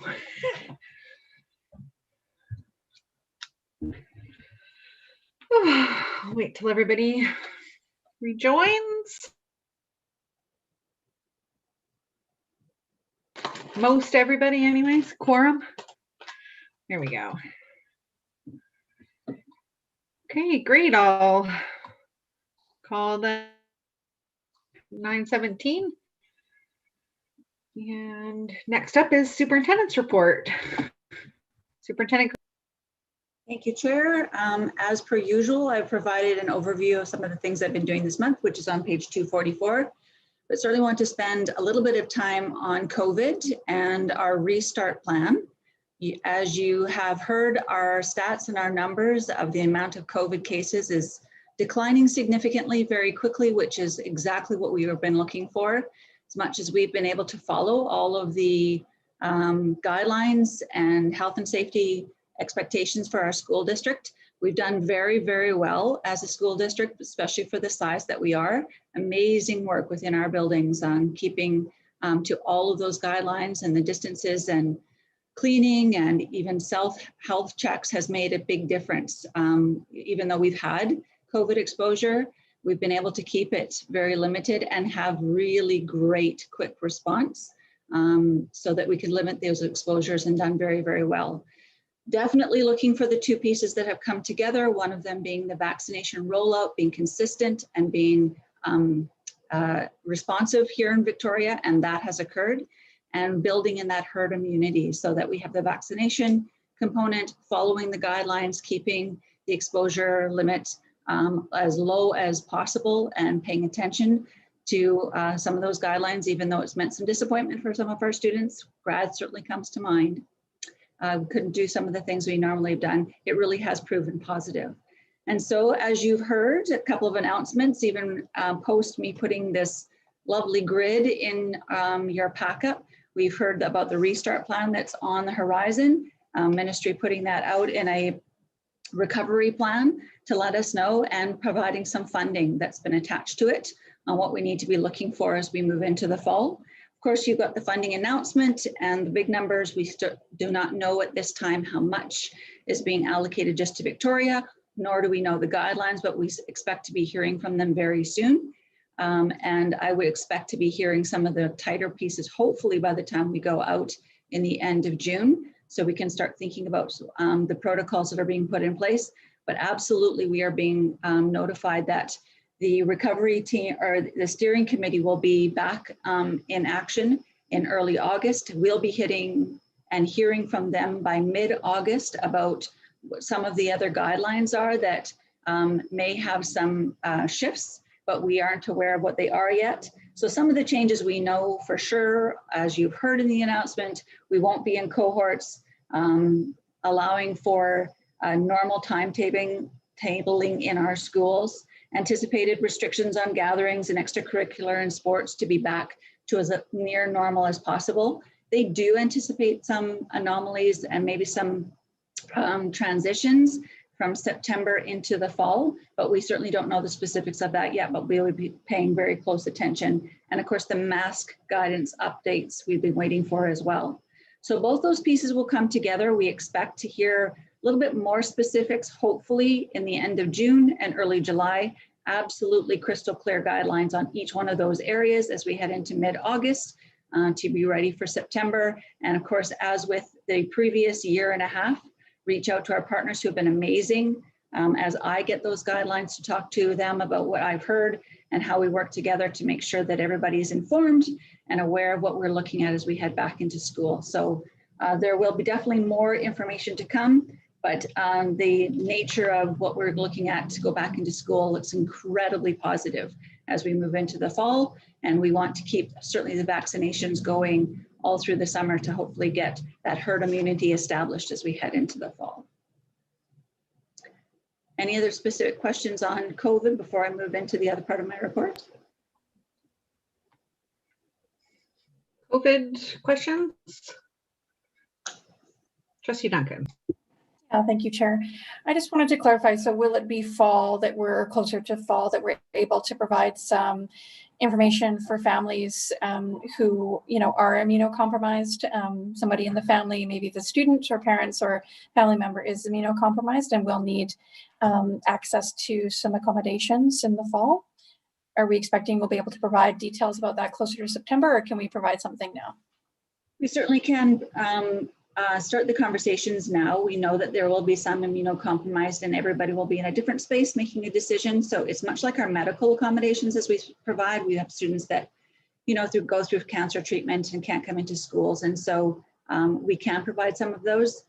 We will have clearer information on exactly what it looks like, but at this point we aren't offering a hybrid or a difference in programming. So there will be definitely some discussions and some bridging on some of our kids and where they're at as we head into the fall, but we'll have much clearer instructions, I'm sure, by the middle of August, and be able to put that information out to families and our staff before we enter into school in September. Hey, seeing no other questions, Superintendent, continue. Thank you. I was asked to provide some of the supports and guidance that we have provided for trustees over 3 years. As you've looked at the grid that I've prepared for you, it gives a timeline and an action plan on how we've moved forward and some of the topics that trustees have experienced. As you know, as superintendent, it is my responsibility to be supporting our trustees the very best I can. And as things have come forward in transition in, as with Megan Dykeman, as we first started, on some of the conversations that occurred and being able to provide somebody to come in and support trustees in some of these learning sessions, or as you can see with our role of governance and strategic plan coming together, we had Julie McRae come in and provide great support and work around our strategic plan. What does that mean for trustees? How we would to go about it to get good feedback and input, and with the support and guidance of Lee at the same time. And what does that mean for trustees if you're establishing a strategic plan, and how does that look for good board governance? Ultimately looking at some of our governance practices and our policy and regulations that has taken us a fair bit of time and we still need to be doing some work on. Paul Godin, as you know, was a person to provide mediation, one the trustees were looking to do on work with each other, and provided a couple of sessions. And then of course, as we moved into the superintendent's evaluation, choosing a person to be doing the superintendent's evaluation after we'd gone through a draft policy on creating a draft to be moving that forward from.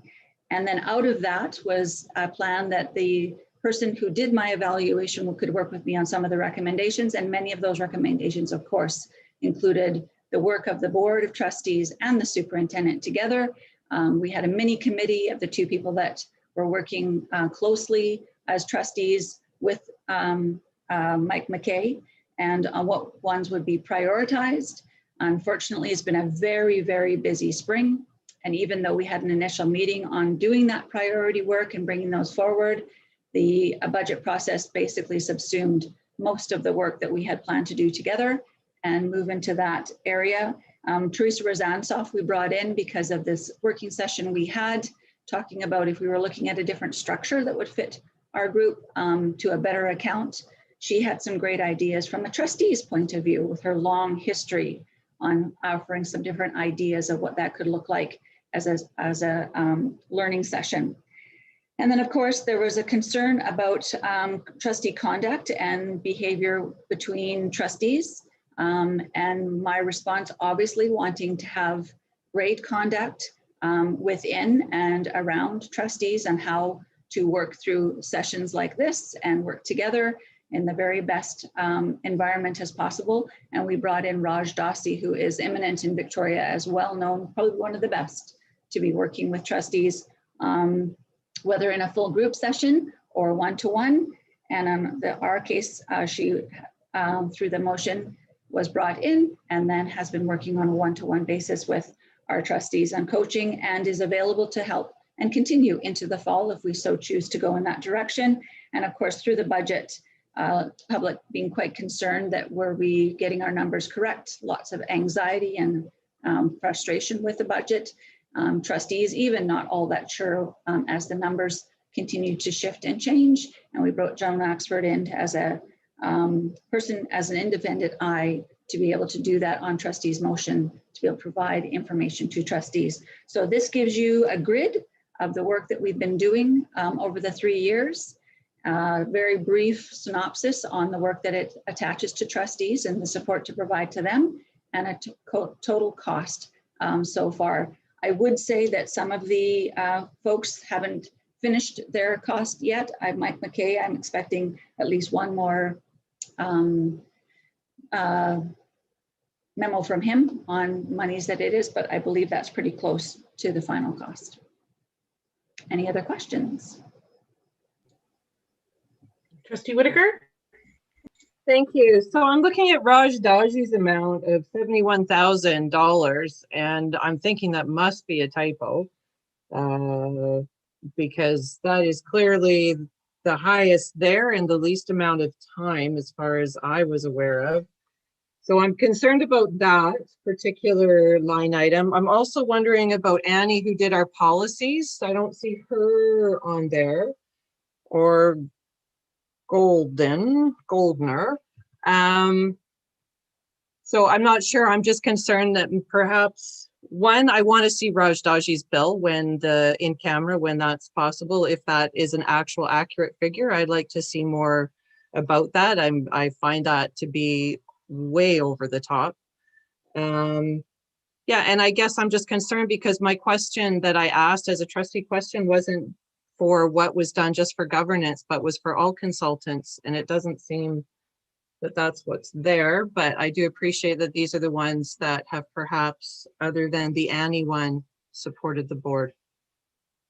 So I did my best to provide all the consultants for trustees. That was my understanding of what you asked for. Anne was a consultant to our Secretary Treasurer around a beginning place on policy. Secretary Treasurer Morris, if you wanted to speak to that a little bit. Sure. So we knew, or I knew, when I got into my role, that policy had moved slowly and that it had not changed very much over time. And so Anne was somebody that I had used in my past and was very beneficial in terms of identifying where policies needed to be updated, eliminated, or where new policies need to be added. And so I contracted her from my budget to assist with the policy manual. Rosalind, I didn't view as a consultant, more as an investigator, but if trustees would like that information as well, I can certainly provide it. So how do I follow up to look at Raj's bill? I can absolutely bring that forward to our next in-camera meeting if that's where you'd like it to be.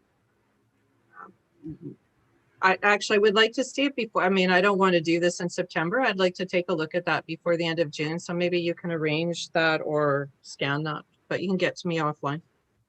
Absolutely. And then I believe it was Trustee Duncan who asked about the BAW course and our aviation course coming forward. And so it will begin approved for in January 21-22. It will be implemented in February 2022. It is currently housed in an outdoor hangar at Mount Doug, followed all the health and safety guidelines to get it up and ready, and will be ready to go in very short order. Trustee Duncan.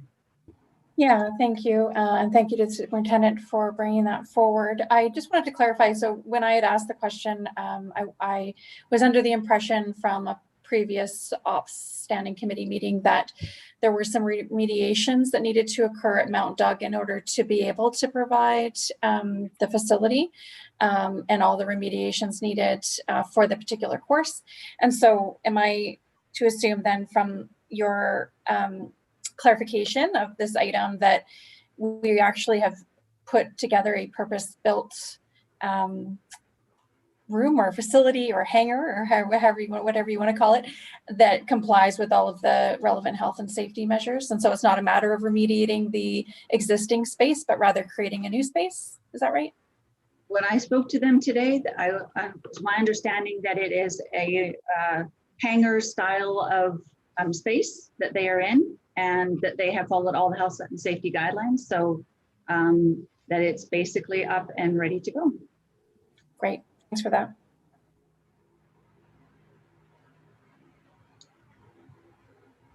And those are my reports, and I can move, if people would accept those reports, then I can move on to the second part. Thank you, Trustee Leonard. Trustee Ferris. All those in favor? All those opposed?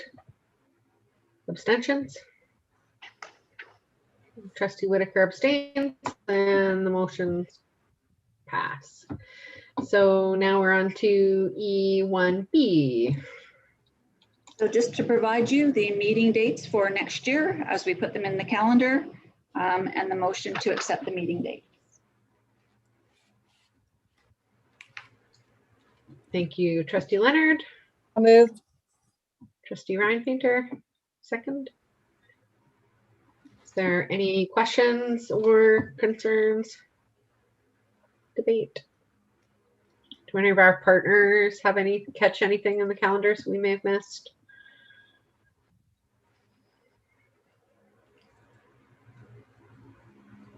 Okay, I'll call the question. All those in favor? And that's unanimous. Trustee questions?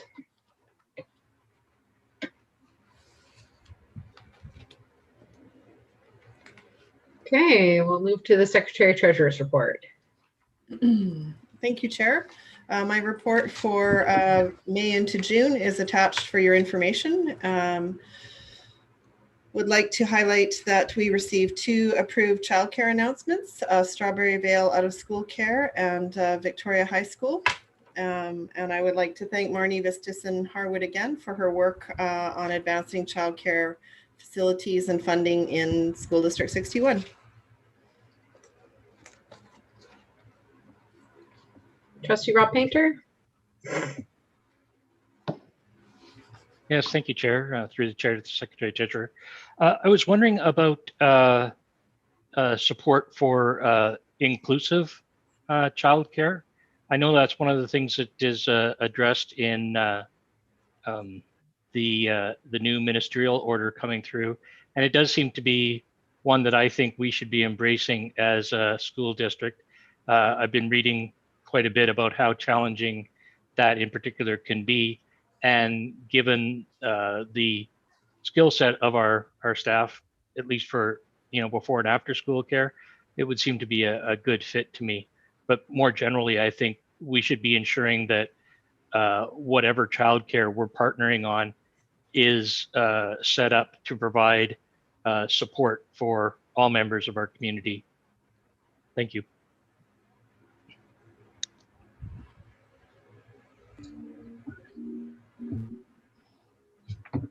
Okay.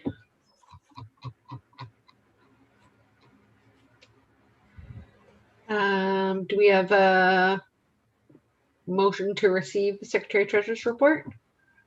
Trustee Ryan Painter, Trustee Ferris, Trustee Rob Painter, did you have? One additional question? Sure. Okay. Do we have a timeline for receipt of the part 2 of the Burnside report? Yes, we're aiming for October. Okay, I want to keep us somewhat on track here. Trustee Duncan and Whitaker, are you speaking to the motion, which is to receive the Secretary Treasurer's report? Yeah. My question is sort of, Oh, you can go ahead, Trustee Whitaker, with the Chair's indulgence. I'm not speaking to receiving the report.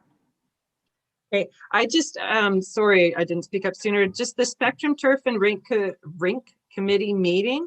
I'm just wondering if you can elaborate on what was discussed at that meeting and where that's at. Yeah. So the STAR committee is still pursuing an all-weather turf field at the Spectrum site as phase 1 of their project. The rink has not been discussed lately, trying to move forward with one all-weather field at this point. And so we have a partner with Vancouver Island Soccer that is in discussion with us. And so we've met to sort of frame out what a potential arrangement, joint use agreement could be, similar to some of the agreements we have with Bays United around the Oak Bay all-weather field. So really preliminary discussions right now, just following up on over a year or two of fundraising by that group.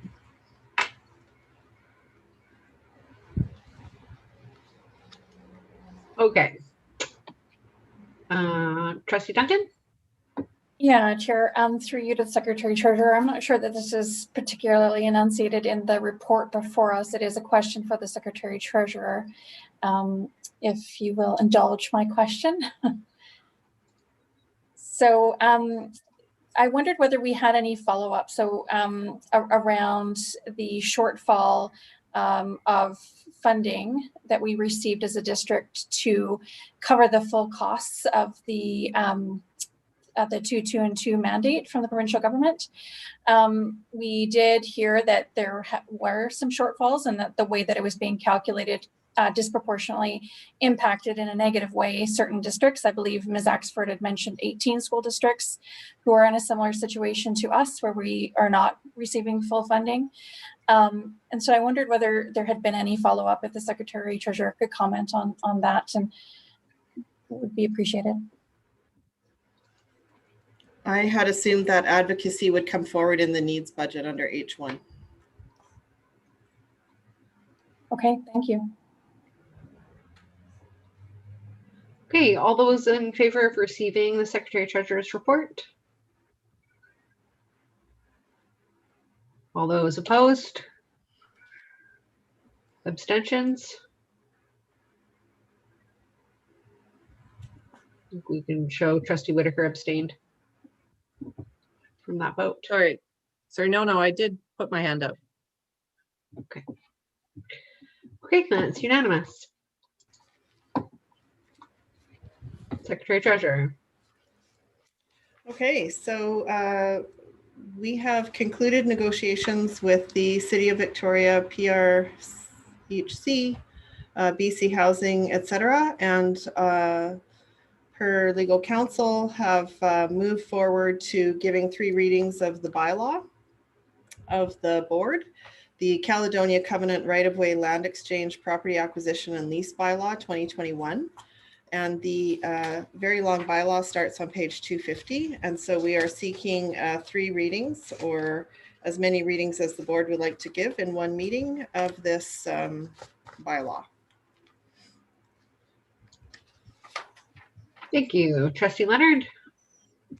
The motion on the floor? Do you have a seconder? Trustee Ryan Painter. Okay, before we open debate, did our partners have any opinion on this one?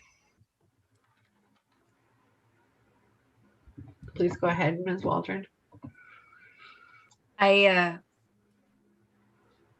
just maybe want to reiterate my concern about speaking before. I don't totally understand this without someone speaking, moving the motion first, and it makes it very difficult for me to give an informed opinion, despite the fact that I think that that I probably have one. I apologize. It's just how the bylaw is written. Yeah, and so I would ask Chair that if there is something that comes up after that, because of how this is, that I be given the opportunity to speak if I need to. And I may not use that, but perhaps you could make an exception Well, this one? this is a bylaw, so there's a first reading, and then when we do second and third reading, you will have heard the debate on the first reading. So I might have an opportunity to speak then for the second or the third reading. You absolutely will, because it'll be a separate motion. So that's the way bylaws always work, and I appreciate that they often come without having gone through a standing committee where we have more free discussion, and so it's particularly challenging for partners and rights holders to comment when they haven't heard any of the debate, but the bylaws do allow for multiple readings, so you have multiple opportunities, so you can speak without having heard anything, and then you can speak later after you've heard the debate. I always appreciate hearing from you, your just, your gut level impression of these things too, so don't hesitate if you have ideas and have yet to hear the debate. Often it's very valuable just to hear. Chair, point of order. Isn't the first motion supposed to be that the board give all 3 readings of this bylaw in one meeting? No, this is that it's read a first and a second time, so there'll be a third reading. We know that we need Secretary Treasurer, perhaps you can field this. Thank you. Thank you. Trustee McNally is correct. What we've done is switch this up a little bit. Read a first time, read a second time in the pack-up on page 6, and then the next motion after the second reading would be that the board give unanimous support to reading all 3 readings at one time or at one meeting, and then you'd move on to third reading. So it's there, Diane, just in a different order. Well, I'm sorry, Chair, just through the chair to the Secretary Treasurer. It is switched up, and my previous experience with bylaws has been that, first of all, we establish if there's going to be unanimous assent to do all 3 readings at one meeting, and if there isn't, then that's the end of it, and we go to, we have the debate, but then, you need another meeting to deal with. For example, if it isn't passed unanimously, you need to call another meeting to deal with the third reading. And it looks like the way these are being set up now, that all 3 readings are trying to get crammed into one meeting, and that shouldn't happen. It's the opposite. It's the absolute opposite. Secretary Treasurer Morris. Yeah. So should second reading be given tonight, the next motion is that the board has to agree unanimously to give third reading tonight, Trustee McNally. Otherwise, we do move it. If that motion fails, we do move third reading to a different meeting. And this order was suggested by actually by Joan Axford in terms of the board will not know until after its second reading whether it wants to give third reading or not, based on the debate and the input from debate. But there's certainly a plan for another meeting. Thanks for that clarification. So the motion on the floor, and either way, I think the point still stands for our partners that there will be other opportunities to comment. So the motion is to read it a first time and a second time, Secretary Treasurer Morris? You need to give all 3 readings separately. So Trustee it's a first. Leonard, and yeah, only one. Yeah. Should move the first reading. That's what I thought. Good. Okay. Trustee Rob Painter. Thank you, Chair. I thought I'd just get this out of the way right off the bat. I'll be voting against this motion. And certainly while I am supportive of appropriate and cost-effective housing, and definitely supportive of that aspect, I do feel that this agreement will have deleterious effects on our students' academic or educational opportunities. I don't believe that point G, that the board is satisfied that granting of the encumbrances will not interfere with the use of the board of the Greenway encumbrance lands for educational purposes. I don't believe that that's been satisfied, since the greenway is going to be managed, operated, maintained, etc., by the city of Victoria, and is beyond the school district's ability to control. Further, that the width of the greenway encumbrance lands has been identified by not-for-profit groups, will conflict with the proposed track. And further, that I am challenged that we are moving forward with this process after City Council unanimously passed a motion back March 25th directing the city staff to work with school district staff to make sure that parking and landscape plans provided for a footprint for the 400-meter track. And with those elements in mind, I believe that we are not doing what's best for our students, nor do I believe that we are getting the top value for the land in question, which remains our fiduciary responsibility on behalf of the students of SD61. Thank you.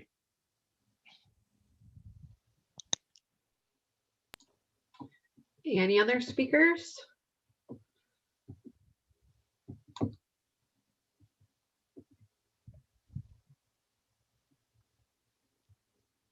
Okay, seeing none, I'll call the question on the first reading. All those in favor? All those opposed? And the motion carries. Ooh, Secretary Treasurer, do we now do a second? Yes. So moved. Thank you. Trustee Leonard, Trustee Ryan Painter, Trustee. Yeah, Chair, I wondered if now might be a good time to suggest a potential amendment to the bylaw. You certainly may suggest an amendment. Thank you. So if you go to the end of the first full paragraph, 4 lines up from the bottom of that first full paragraph, it ends with, and all such amendments thereto as the Secretary Treasurer may in her discretion consider advisable. I propose that we strike that and that we add instead, and all such amendments will be subject to board approval.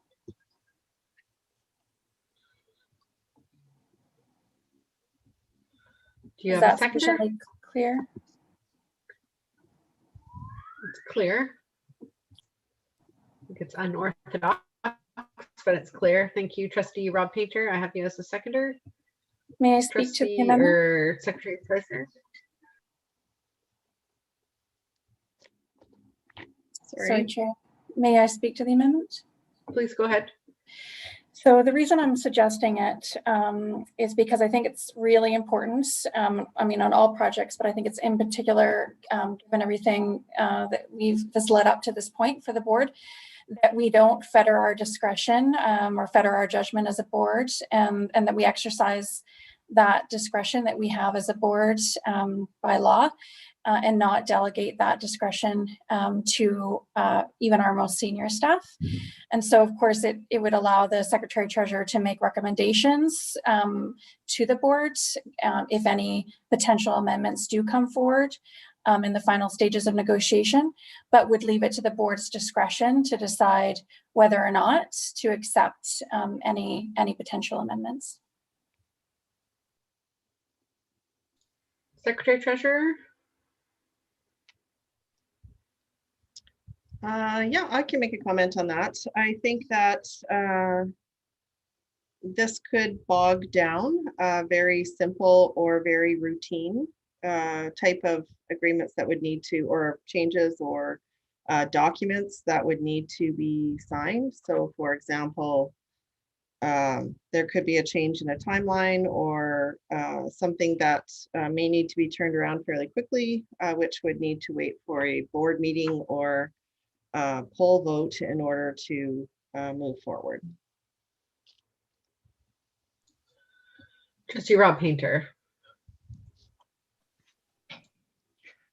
Given that this is an overarching agreement and that all underlying agreements have already been sorted out to the extent that they are going to be sorted out, I would prefer to keep the responsibility in the hands of the board. In a worst case scenario, we can call a meeting of the board within 2 days, and we could even waive that if the majority of trustees are in so favor. And I agree 100% with Trustee Duncan that assigning the responsibilities of the board to staff in this way is just inappropriate and really calls into question the value of boards at all. Thank you. Trustee Leonard. What I think is inappropriate is us trying to micromanage what our staff is hired to do. So Secretary Treasurer is not going to make fundamental changes to documents without the board's approval. What she's talking about is, like she said, things that would change the timeline or move things in a way that probably very, very small minor things. Anything that's major would be brought to the board. But we hire our senior staff and this is what we hire them to do. If we start micromanaging every single agreement that comes before the board, if you think this agenda is long, just wait till you got to one of those. So I'm not in favor of the amendment. I'm back to, as we've always done it, having our staff take the lead and bringing anything of substantial changes to the board, which they've always done.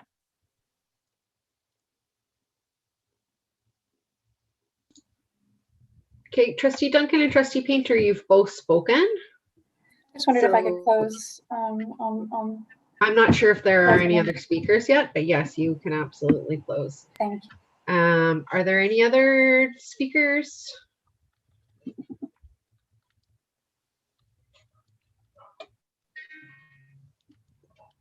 I'll just briefly put myself on the speakers list to say that our legal, it's not just our staff, like the Secretary Treasurer and her team that are putting this together, but it's also legal.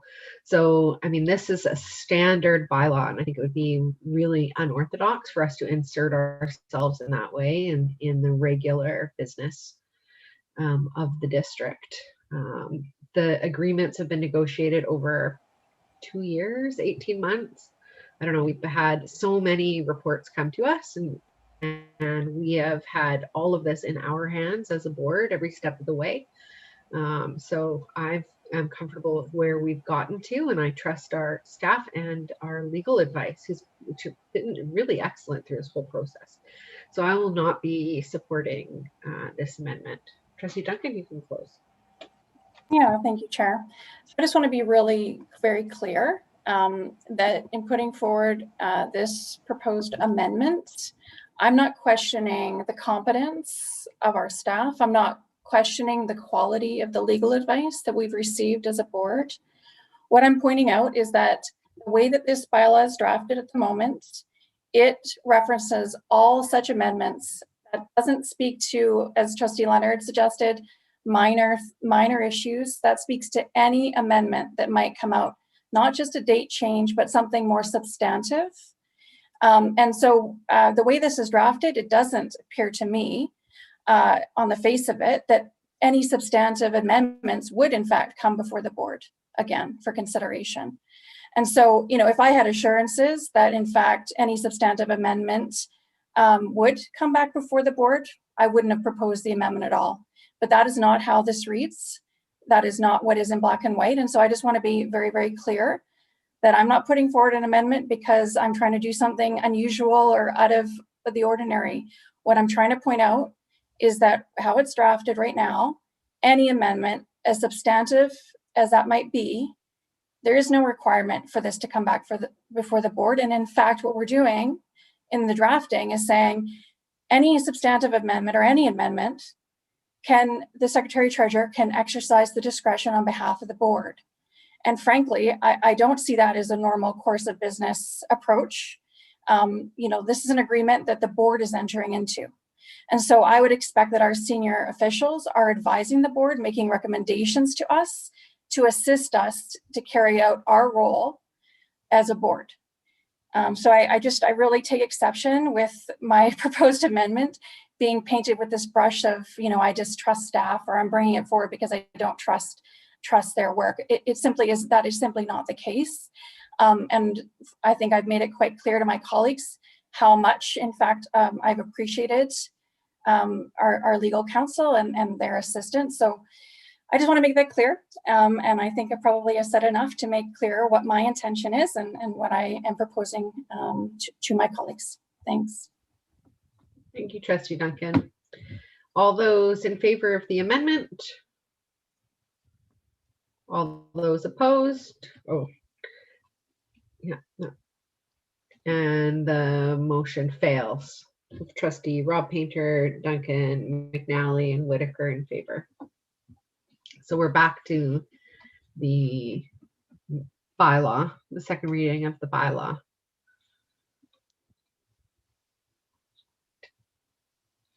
Seeing no further discussion. I was expecting a lot more debate. Trustee Rob Painter. Just a point of order, Chair. Can I clarify that GVTA and other representatives, that this is now a new motion and that they have an opportunity to speak at this time? Is that correct? I asked them if they wanted to speak before we put it on the floor, and they declined. So, but I'm sorry. When we move the second motion, yeah. Yeah. Okay. Trustee Painter. Yeah, thank you. Just I am very concerned with handing off responsibility to our Secretary Treasurer, not because of her capabilities. In fact, I have a lot of confidence in her abilities. Point of order, we've already discussed this. I have not discussed this. It was the motion failed. Sorry, Chair. So we've discussed this. So right now we are on a new motion, and will be bringing up my concerns. The suggestion has been made that it is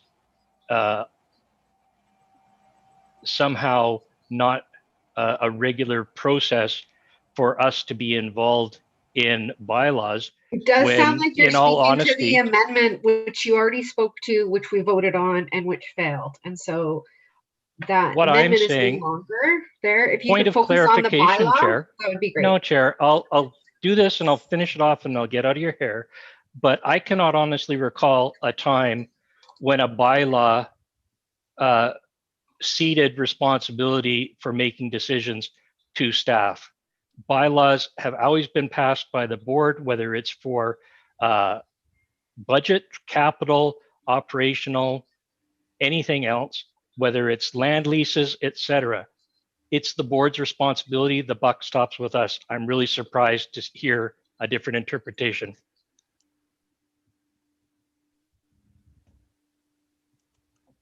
Okay, I invite you to look at past bylaws and to explore what happens in other boards as well, because this is just pretty much boilerplate as far as I'm concerned.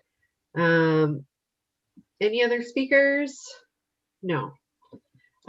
So all those in favor of the second reading? All those opposed?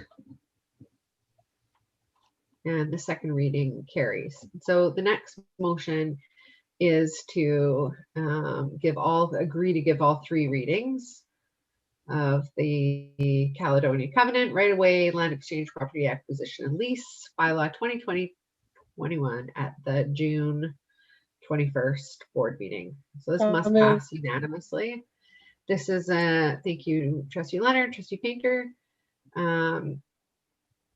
Winona would have an opportunity to speak here.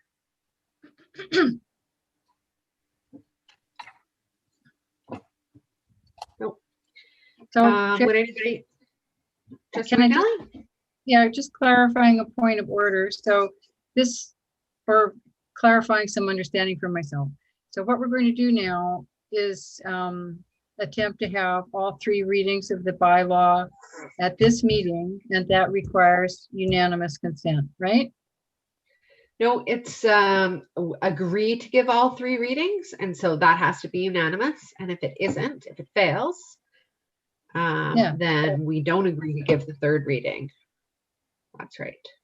So but if it were to pass, we'd still have to do the 3rd reading, correct, Secretary Treasurer? But we're going to, if you pass unanimously all 3 readings tonight, we'll move on to 3rd reading. If the motion to give all 3 readings at this meeting fails, we will set up a special open to give 3rd reading.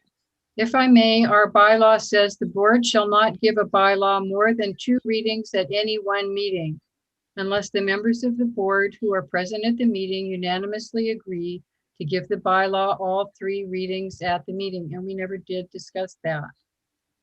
We're just barreling on with the 3 meetings, and we didn't discuss whether we, agree unanimously to give all 3 meetings here. That's the next motion. Pardon me? It's the next motion. It sure stated. On Joan Axford's advice, as we went through the budget bylaw, she recommended that we switch it around. Yeah, I don't we have done it the other way, and so now we're just doing it this way. Yeah, I don't like it. That's fine. When we look back, often these were done by poll votes in the past, and I sure don't like that. So, I mean, we're working on refining our processes and making them better. And so we can certainly talk about it, but this is how it is. We've passed 2 readings. So this is the question around giving all 3. I think we know it's not going to pass unanimously. And so we'll be meeting again before the end of the week, probably, to consider the 3rd reading. There's no speakers. I'll just say I'm really looking forward to speaking in favor of this project, which I think is a huge benefit to the community, and I'm very, very proud of. So I'll save that for the 3rd reading, I suppose, but I have a lot of really great things to say about this. I'm proud of it. This is 3 levels of government working together. When I elect people, this is what I want them to do, is build projects. Hey, I thought you were going to save that to when you were going to speak to it later. Trustee Sorry, Whitaker? point of order, Madam Chair. I believe if you wanted to speak to this, you have every right to. Thank you, Madam Chair. Yes, I do a lot of listening, and I'm trying not to pipe up very much, but I do get to share my perspective. So the Trustee Duncan, did you want to speak to?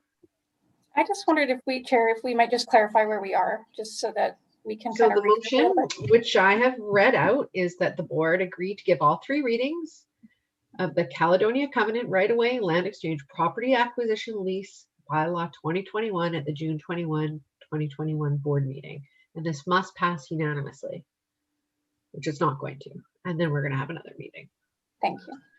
But the idea is once you've done the 1st and 2nd reading and had debate, what Joan is saying is you shouldn't decide whether you want to do all 3 readings in one night before you've had a chance to hear from your colleagues. So things may change once you've heard the debate, whereas where we were doing it before was, do you agree to give all 3? And then we entered into debate. So that's the shift that's happened, and it's fair if people don't like it. And I apologize if I didn't set it up as clearly as possible at the beginning here, but that is where we are. So I will call the question. All those in favor of giving all 3 readings? All those opposed? And the motion carries, but not unanimously. And so we will reconvene at another time to consider the 3rd reading. I'll pass it back to you, Secretary Treasurer. Thank you very much. The next order of business is the 2022-2023 5-year capital plan, starting on page 261. This presentation was provided to the Operations Policy and Planning meeting, as the board had indicated last year that it would like to see a draft of the plan before approval day.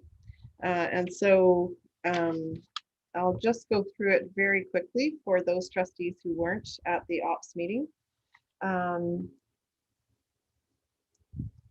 The annual facilities grant has 41 projects in it. The increased capacity projects are Sundance Elementary to increase capacity to 200.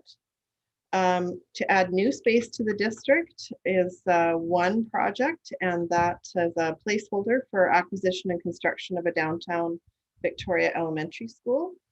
Seismic, we have 6 projects to upgrade seismic blocks. I want to make very clear here that we have worked with the nations to determine whether Shoreline and Craigflower should appear on the seismic project priority list for the 22-23 capital plan, given where we are at in terms of a delayed or a slowed down Craigflower Shoreline consultation. And so it by no means indicates that the project is not important, but we don't know what the project looks like at this time until we can reconvene with the nations to carry on the discussion. So just to be super clear there. In terms of school enhancement, we have 6 projects talking about roofing, siding replacement, windows, mechanical upgrades, etc. In terms of CNCP, or carbon neutral, we have 5 projects, HVAC, energy, HVAC, and energy. And so this ties in nicely to the board's climate plan. In terms of playground enhancement program, there are 3 projects. Macaulay and Hillcrest are replacements, and Sundance would be new. And then pages 271 to 274 are more detail around the capital plan. And again, a huge thank you to Director Morris and Associate Director Souls and Manager Vistis and Harwood. Great work in a short time frame, and just really want to thank them for their work on this. And so seeking approval to submit this plan to the Ministry of Education for the board's 22-23 capital plan.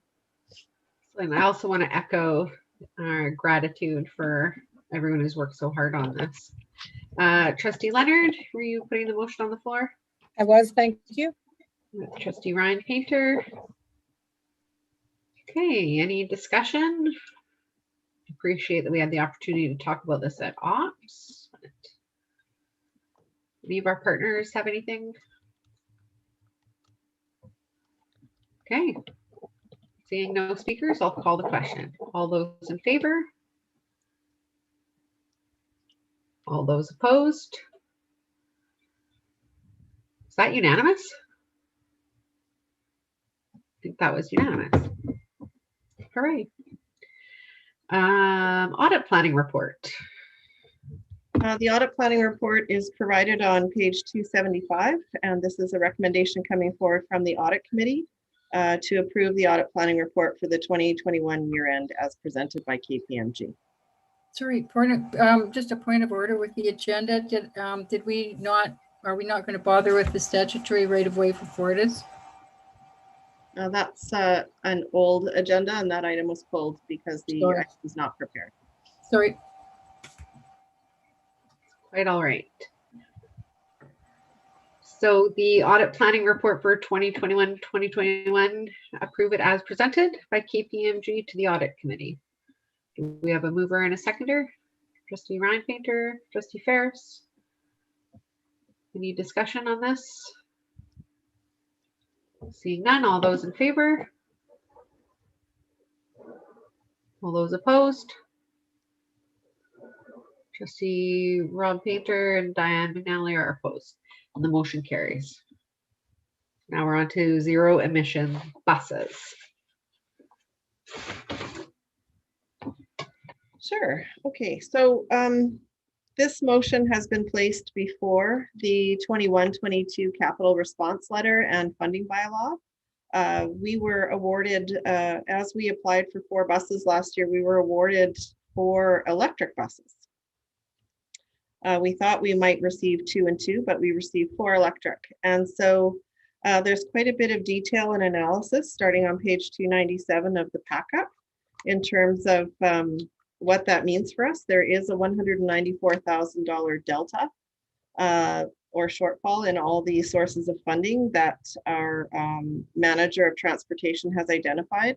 Thank you, Eric Fisher, for that work. Very comprehensive and very clear.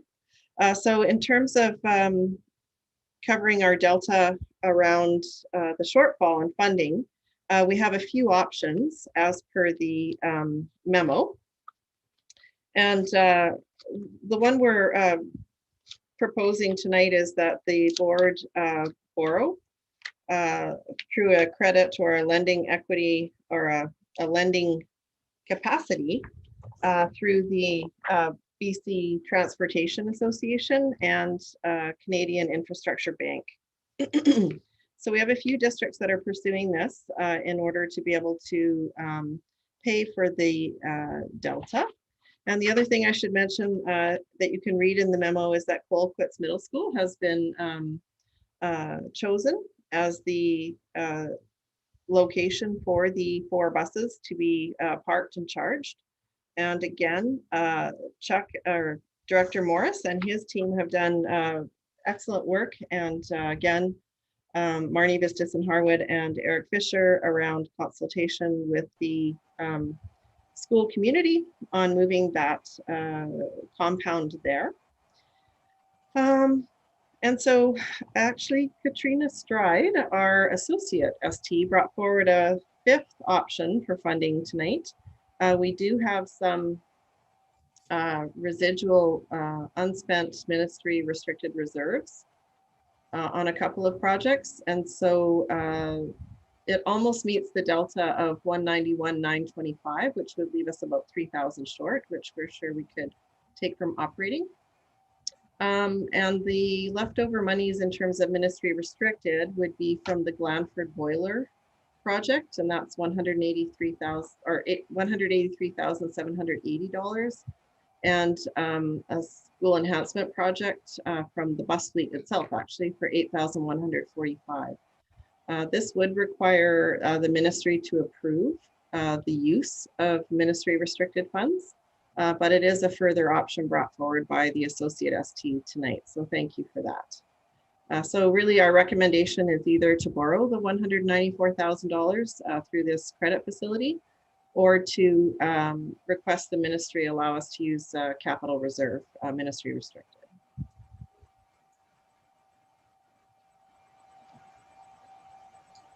Trustee McNally, then Painter and Duncan. Thank you. So if it's appropriate to make the motion now, I'll make the motion now that we ask the ministry to use restricted capital reserve to fund the greater proportion of this purchase. And I think that's all we need in the motion. Is that right? Through the chair to the Secretary Treasurer? Yeah, we would put a lot of the whereas before the preamble, just so we knew, but the body of the direction would change. And I think what you stated is clear. Okay. I'll second that. Just a point of clarification for everybody, a delta means a shortfall, right? Yep. Maybe we could just say that.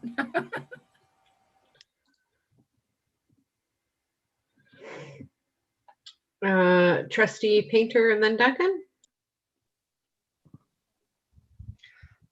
Thank you. I'm actually going to be speaking against the motion to use restricted capital, and my rationale is that the credit facility financing is available at 1% over 10 years, which to me suggests that it will be we'll actually get a better return on investment by leaving our restricted capital where it is for the time being.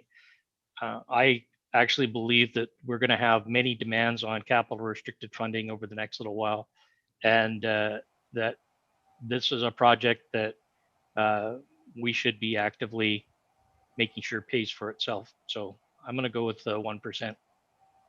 Chair, I'll withdraw my motion with the permission of the meeting, because I didn't realize that I can't vote against my own motion. And Trustee Painter has made a really good point.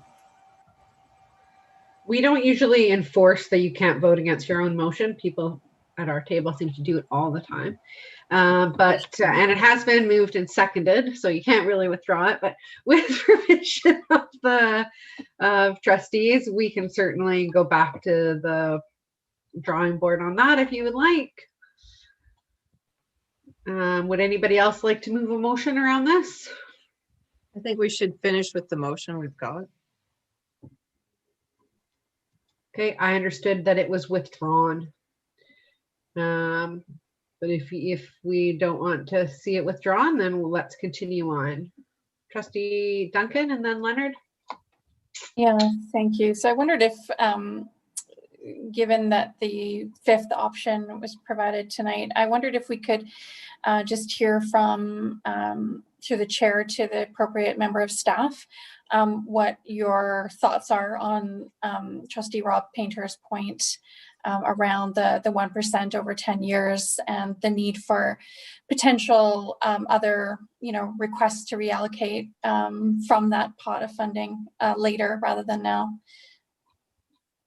So I can respond to that. In terms of math, Trustee Painter is correct. Where our deposit facility is earning more interest than this bank loan would require us to pay. I think when we talk to our finance team, they find borrowing to be fairly onerous in terms of some of the structures with the ministry, et cetera. And so I think from a finance team perspective, they would prefer the ministry restricted option rather than the borrowing function. And in terms of demand on capital, I would tend to agree with Trustee Painter, given our budget constraints and the fact that we have not built in any capital to our operating grant to move into local capital, et cetera. I think capital, and we've heard from our climate presenters tonight, I think capital is going to be a big topic for us in our future as we address our facilities. So a couple of opposing views there, but hopefully that gives you some more information.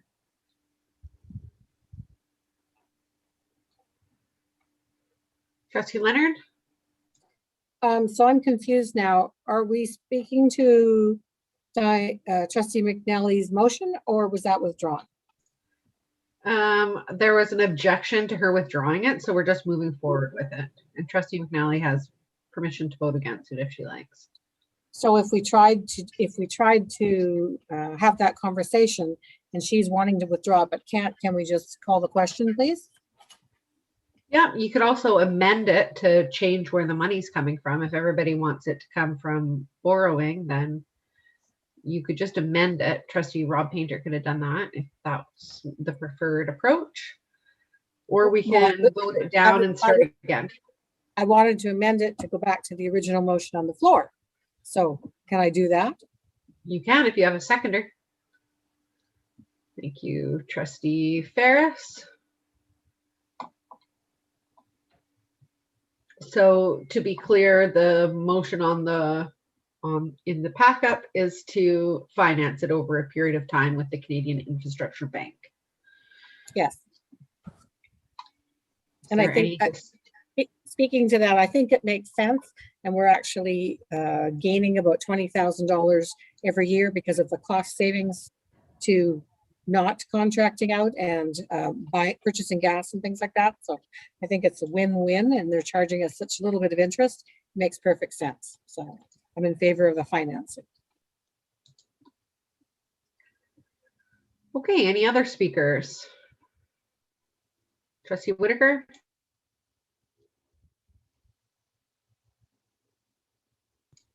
Trustee Whitaker?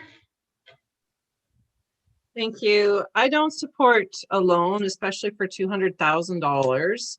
I think that this is a one-time cost.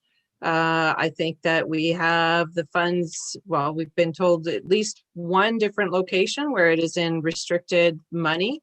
I also note that international students, we do expect an increase in their revenues, and I would rather take a one-time hit from international students or from wherever that isn't ongoing on our budget year after year. those are my thoughts. I don't support getting a loan. I think that we can cover it this year and then just reap the benefits of those savings afterwards.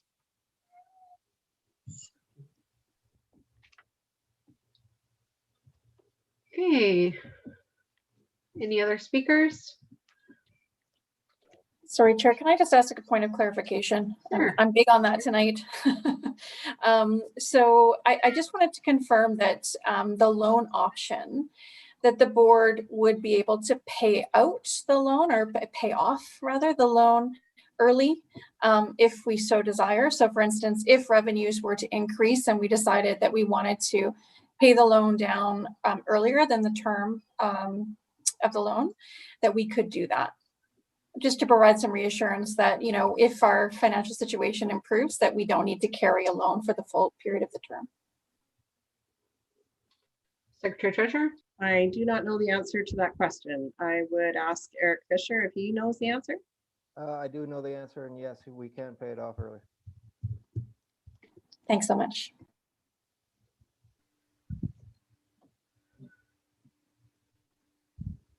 Okay. All those in favor of the motion, which is to borrow the money? Yeah, I was thinking we better be clear. Okay, all those opposed? So that motion carries.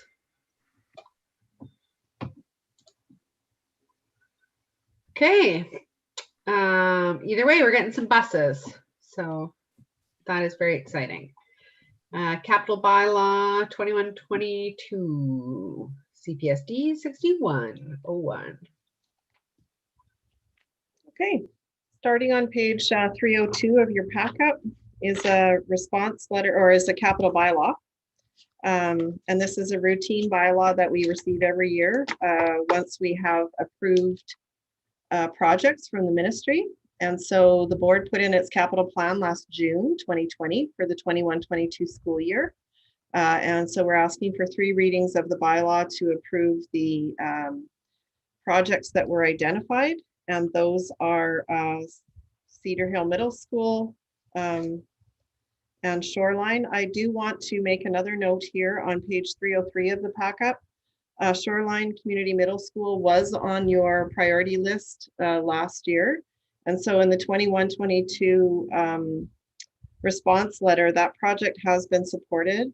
Again, we've communicated with the nations and made it very clear that this was going to appear on this agenda and in this packet, and that it by no means meant that the board was ready to move forward with the Shoreline project until we had continued our discussions with the nations around Craig Flower Shoreline. The ministry has been advised that we are delaying that process and not to advance the project right now. And capital staff at facilities have also been advised. So we've tried to make it as clear as possible that even though the ministry supported it in this letter, that is very much on hold right now until those conversations occur.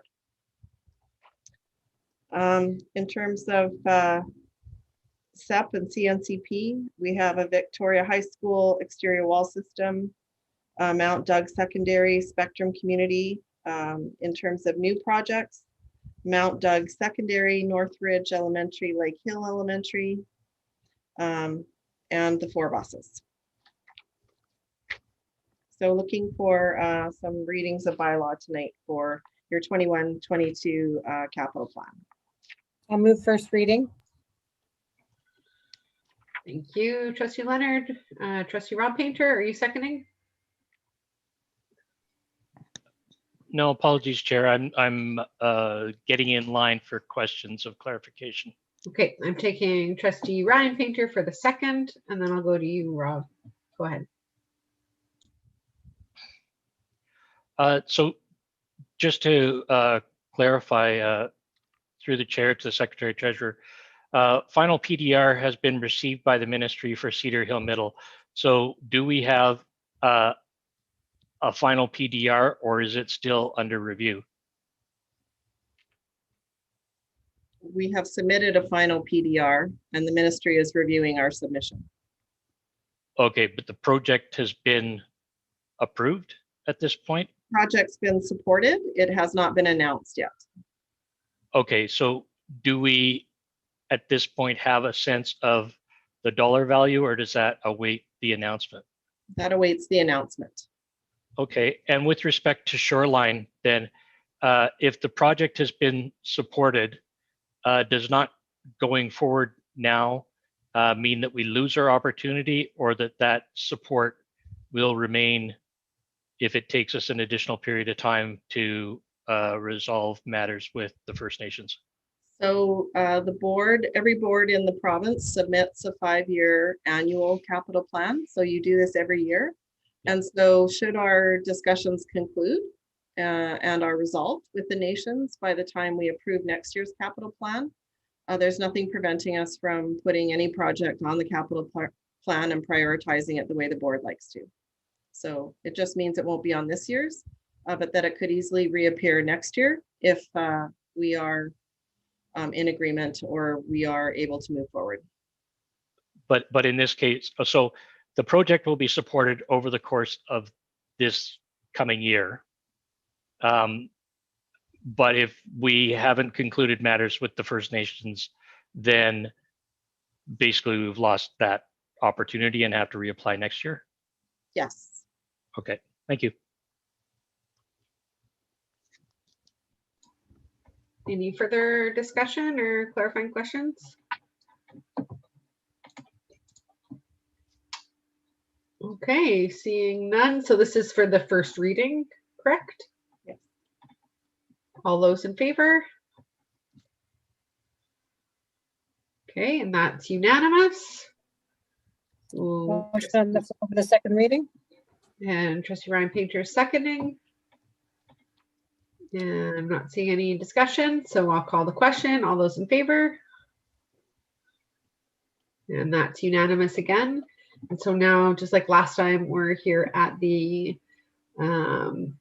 agree to give all 3 readings. So if this is unanimous, then we can do the 3rd reading tonight.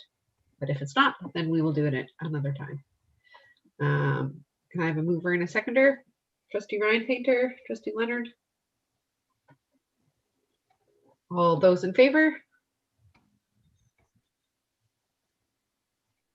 Okay, and that's unanimous. So then we have a mover and a seconder for the 3rd reading. Trustee Ferris, Trustee Leonard. All those in favor? And that's unanimous. Great. It is 10:30 and I am hot and flagging. How's everybody feeling? Do we need 5 minutes? Do we want to plow through?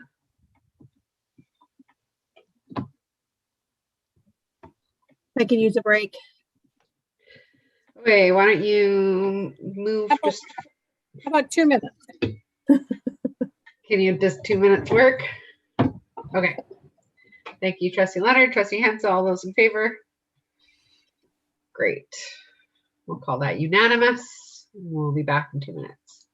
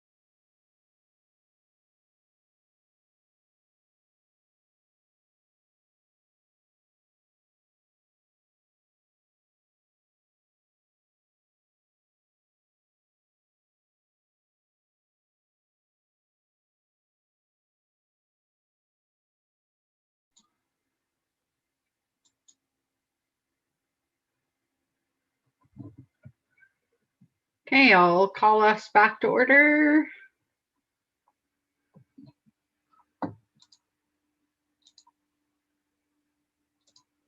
And I believe next on the agenda is question period.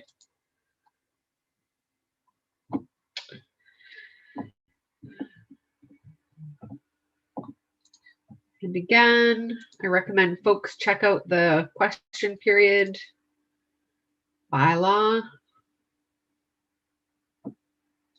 I'm getting pretty complex, long, multi-part questions, which are pretty challenging, but we'll do our best. But the idea in the bylaw is it's one question per person, and I don't know how to prioritize which are the ones that people want to hear.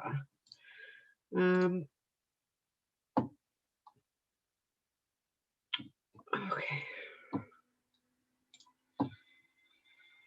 Sorry, it's taking a second.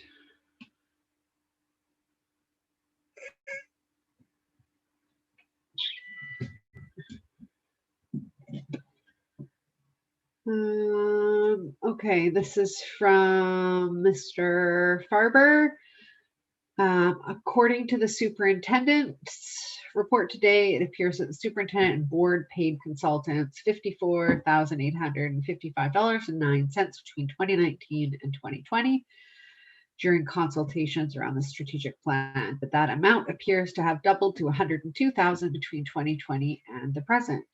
Will any of the individuals listed in the superintendent's report still be employed by the school district past June 2021? What is the estimated cost of services for all consultants or investigators hired for staff and the board for the next fiscal year?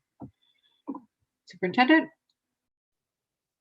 So the consultants that we've hired are in response to either motions of events that we are participating in, such as the strategic plan, or areas of desire for the board wanting to move forward on governance, or if there's areas of wanting support, as with the mediator or with Raj Dasi as a person to facilitate between trustees. So it ultimately depends very much on what we're doing in the school district around our planning and moving forward, the superintendent's evaluation piece, and then how that move forward was a part of that.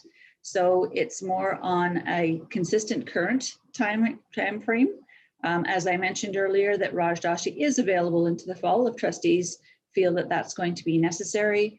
We had left it to have at least 2 more training sessions with Mike McKay and Teresa Rozansoff, but as I mentioned, that we've just been absolutely overwhelmed with the amount of time into budget, so highly likely that will be brought back to the trustees when we do our startup session in August to talk about where that sits and where we want to go from there, and trustees are a part of those decisions. Thank you. The next one's from Chloe Font. I hope I pronounced that correctly. She's wondering 2 things about the re-implementation of the green teams. Will the committee include all the voices so best practices can be established prior to implementation? And will there be support put towards the committee, i.e. better cleaning and sorting stations, communication, thanks, education and training of staff, students and parents, with targets and goals to get to eventual zero waste principles, which is the ultimate climate target? I want the reestablishment of green teams to be successful. And a better version of what was there before and actually works towards our climate goals. And then she provided some additional feedback around the history of green teams and why they fell apart. So I'll make sure that I forward that along to all trustees for their consideration. Superintendent? Much appreciated. This was an older initiative that some of us had not had experience with here in the school district, but Mark has come forward. He is aware of how green teams used to operate. It will be a starting place, certainly as schools who are keen to be starting this work. It may not be all, but we're going to take them one step at a time, ultimately establish them in as many schools as possible, but get started. The real focus for these students was to look at soft plastics because they're very concerned that we don't have a recycling system for that currently, whereas the other materials used in schools do. And so both things need to come together. How much are we using soft plastics? Is there a possibility to look at them for recycling? And if not, what else should we be doing? So it was more of an initiative into something that we currently cannot handle and how to move that forward. And the students group that works with our trustees want to pass it over as an initiative for next year's student group. So lots to be considered, lots to be developed, but certainly the questions that the person has put forward will be ones that we can consider. Okay, next up, we have a question from Tara Erkey. In light of the climate emergency and the need to retrofit our buildings to net zero now, and the announced delay to the completion of Vic High, will you be reconsidering the use of gas, a fossil fuel, in the new Vic High and instead consider decarbonizing the school while it undergoes renovation? Secretary Treasurer?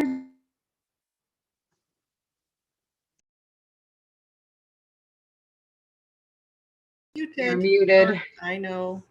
Thank you. Thanks to Jim for forwarding some wording on this. As the submitter of the question may not know, this question has come before the board several times. And so the response is it would be next to impossible to ever bring to net zero Vic High now or in the future due to the type and age of the building. Our original estimate to make it more energy efficient but not net zero was 1.5 and is probably 2 million by now, if we hadn't already completed the design and started the work. With design already 100% complete, major subcontracts awarded and underway, including mechanical, demolition, rough-in, material ordering started, it would be even more expensive. And since we would be starting again, would likely not fit within the current or the revised construction schedule. We note that with new energy efficient boilers, a new DDC system, new heat recovery ventilators throughout, and with the majority of windows replaced with new energy efficient windows, the school will use much less energy and produce less GHG than previously.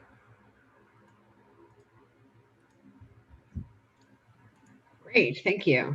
I appreciate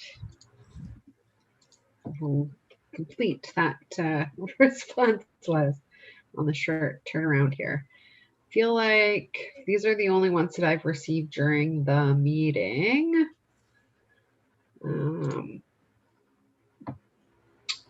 Oh, there's one more. And this is from Mary Amahori. In response to a recent question from BC PAC President Crystal Hammer regarding consultants hired by the superintendent, Board Chair Jordan Waters stated that there would be a full written report around consultancy support today on June 21st. I've not found this full written report, but in a table on page 246 of the agenda. That is the written report. That is at page 246. The superintendent claims that the school district has paid consultant Raj Dasi for coaching and trustee conduct, in addition to the 3 consultants mentioned by Crystal Hammer on June 10th. Is Raj Dasi still employed by the Board of Education for their services? Superintendent? So at this point, it's my understanding that Raj has wrapped up her work with trustees at this point in the school year. She, as I mentioned previously, she has offered her services again into the fall if trustees feel that further coaching is required. Thank you. And that is all of the questions I have. So now we move on to public disclosure of in-camera items. We did not add these at the call of the agenda, but there are actually 2 others as well. So G1 and 2 are record of in-camera meetings, are Section 72 reports. G3 is the revised Vic High School seismic upgrade and expansion project completion date being moved to September 2023. At G4, we wanted to let the community know that Trustee McNally's sanction has been lifted and she is welcome back to attend in-camera meetings. And then the other items that we have, maybe I'll turn over to Secretary Treasurer to share into the record. Sure. So the first one we'd like to move into the record is that Vic Hospice is proposing to purchase 1.9 acres of the Richmond Elementary, or the Lansdowne South parcel of land for a new location for Victoria Hospice. And so we'll be moving forward with consultation in the fall on that piece of property. And the last item that we'd like to move into the public record is that a 3 to 4 year lease between School District 61 and School District 93, the Francophone School District, to occupy temporarily part of the Brayfoot property while their school is being built in their new location. So.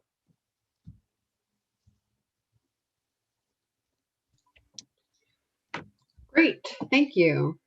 So then I'll move over to new business, which is the needs budget and advocacy letter at H1. And so coming out of our last special budget meeting, we passed a motion to submit a needs budget. And I think the understanding of the board was that we would recall the advocacy committee, but we need to do that formally. So I'll turn it over to Trustee Whitaker. If you want, you don't have to. You brought it forward. I'm happy to stick handle it if you like. No, just knowing that I am the designated chair of the advocacy committee, I did, when we passed that motion, make comment to the Secretary Treasurer that we will need to recall this committee and assign it with a task. So I don't know, I don't see that there's a motion there, but my motion, I guess a motion should be to reconvene or call the advocacy committee to create the needs budget and letter to Ministry of Education. Great. Do you have a seconder? Trustee second. Ryan Painter. Okay, any discussion on the motion?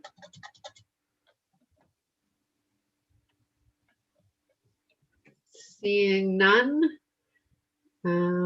Although I do wonder if we want to have a brief discussion about what a needs budget means to everybody, or are we just prepared to let how is this going to move forward is what I want to know. Is the advocacy committee going to bring back a needs budget to the board? Like, what is the timing on this? Do you have any idea?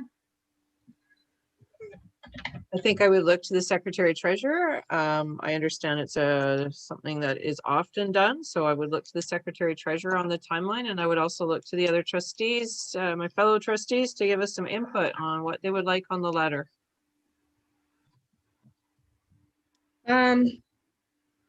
I think the advocacy committee needs to meet and discuss what it means by a needs budget, and I think it should be fairly simple to put together. So I propose perhaps, I'm not sure, maybe September or October.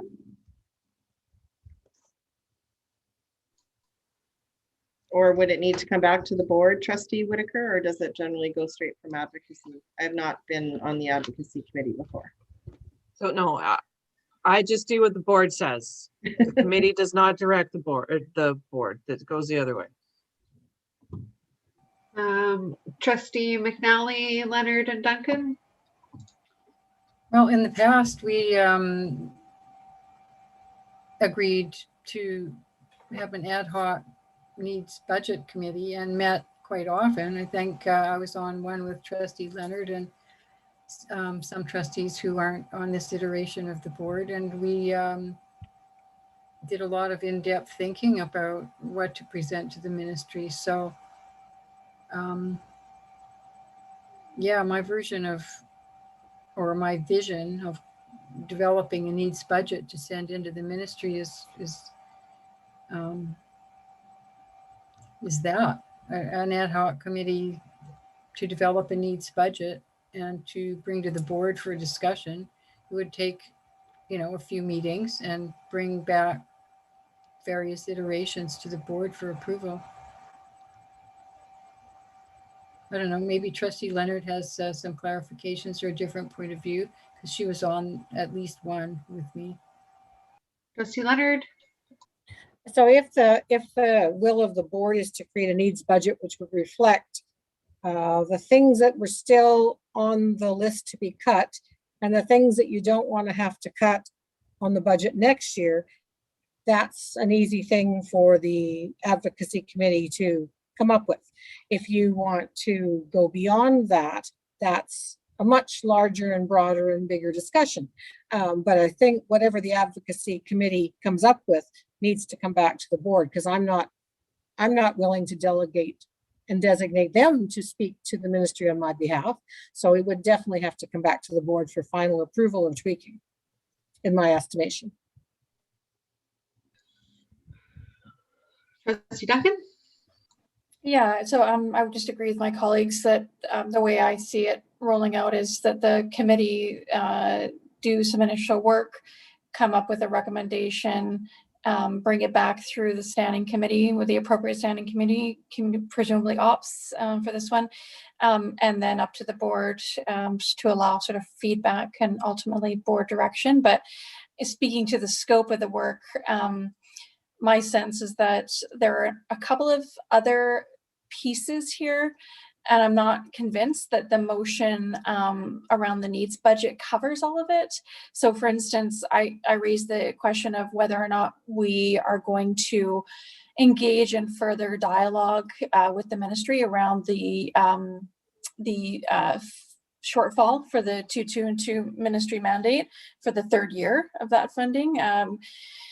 I would say that that needs to be part of this work, as suggested by our Secretary Treasurer tonight. So I'm wondering whether, you know, we as an advocacy committee need to bring that suggestion as a recommendation to the board through a standing committee, or whether tonight we amend a motion and give direction to the ad hoc committee.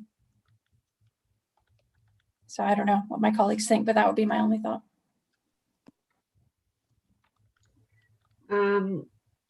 Trustee Leonard, you've already I just had one further point, that I don't want to lose the fact in advocacy and in our advocacy committee that the nations also offered to advocate with us. So somehow that can't be forgotten in the mix of this.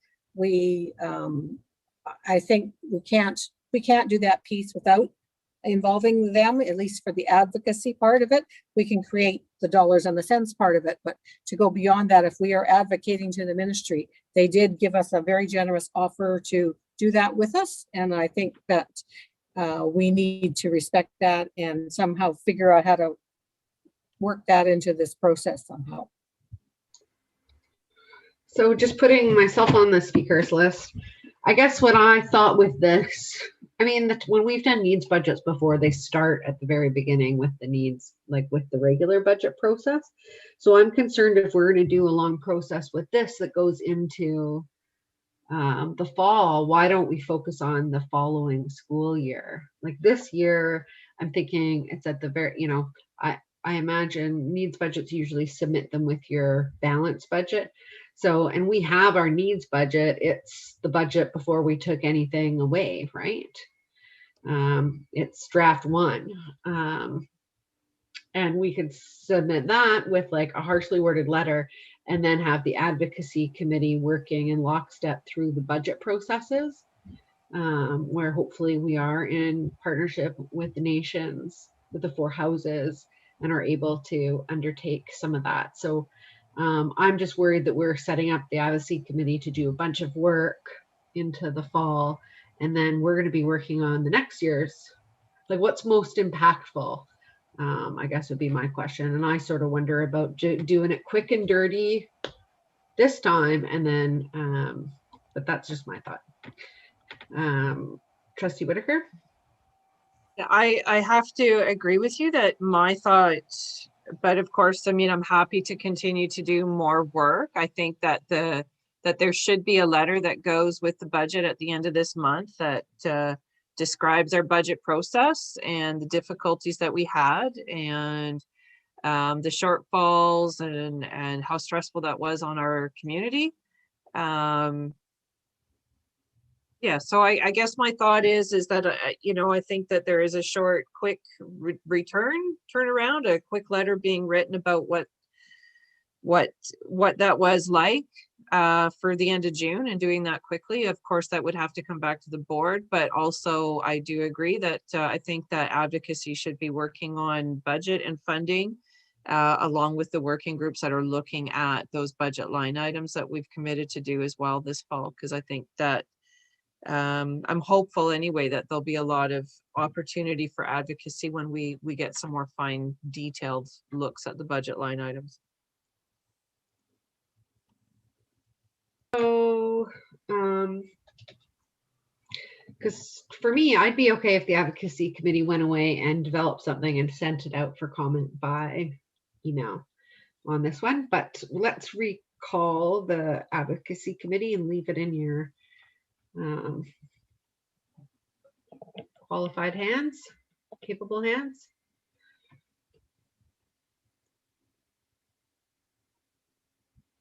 Yes. Wait, all those in favor? And all those opposed? Abstentions? Okay, so it carries with Trustee Rob Painter abstaining. Now we're into our notice of motions. Chair, I'll just send in my motion for ops in September. Never mind the notice. So you can move on to Trustee Painter. Well, the notice is there. It's in the agenda. Is it? I've got an old agenda. Yeah, it's on the new agenda. We got it. Is And it printed? Yep. Oh, okay. Well, I don't need to read it. It's there then. It's H2A. And now I'll let Trustee Rob Painter, if you want to read yours into the record, and then we can adjourn. So if you can do that in 6 minutes, we won't have to move to extend the meeting. I can do that. So for September ops, that the Board of School District 61, Greater Victoria, engage an external auditor to review the school district's leases and land sales over the past 5 years to determine if the board has properly addressed its fiduciary duty by obtaining fair market value for the properties in question and compile recommendations as necessary to assist the board in this regard in the future. Number 2, for September education policy and directions, that the Board of SD61, Greater Victoria, direct the superintendent to develop a policy to regularly review all district authorized teaching resources to ensure that they reflect current views and historic interpretations and maintain a record of the review dates for review. That's it. Thank you very much. Okay, motion to adjourn. Thank you, Trustee Whitaker, Trustee Ferris. All those in favor? That's unanimous. We'll see you probably later this week for the rest of that bylaw. To the rest of you, have a great summer break.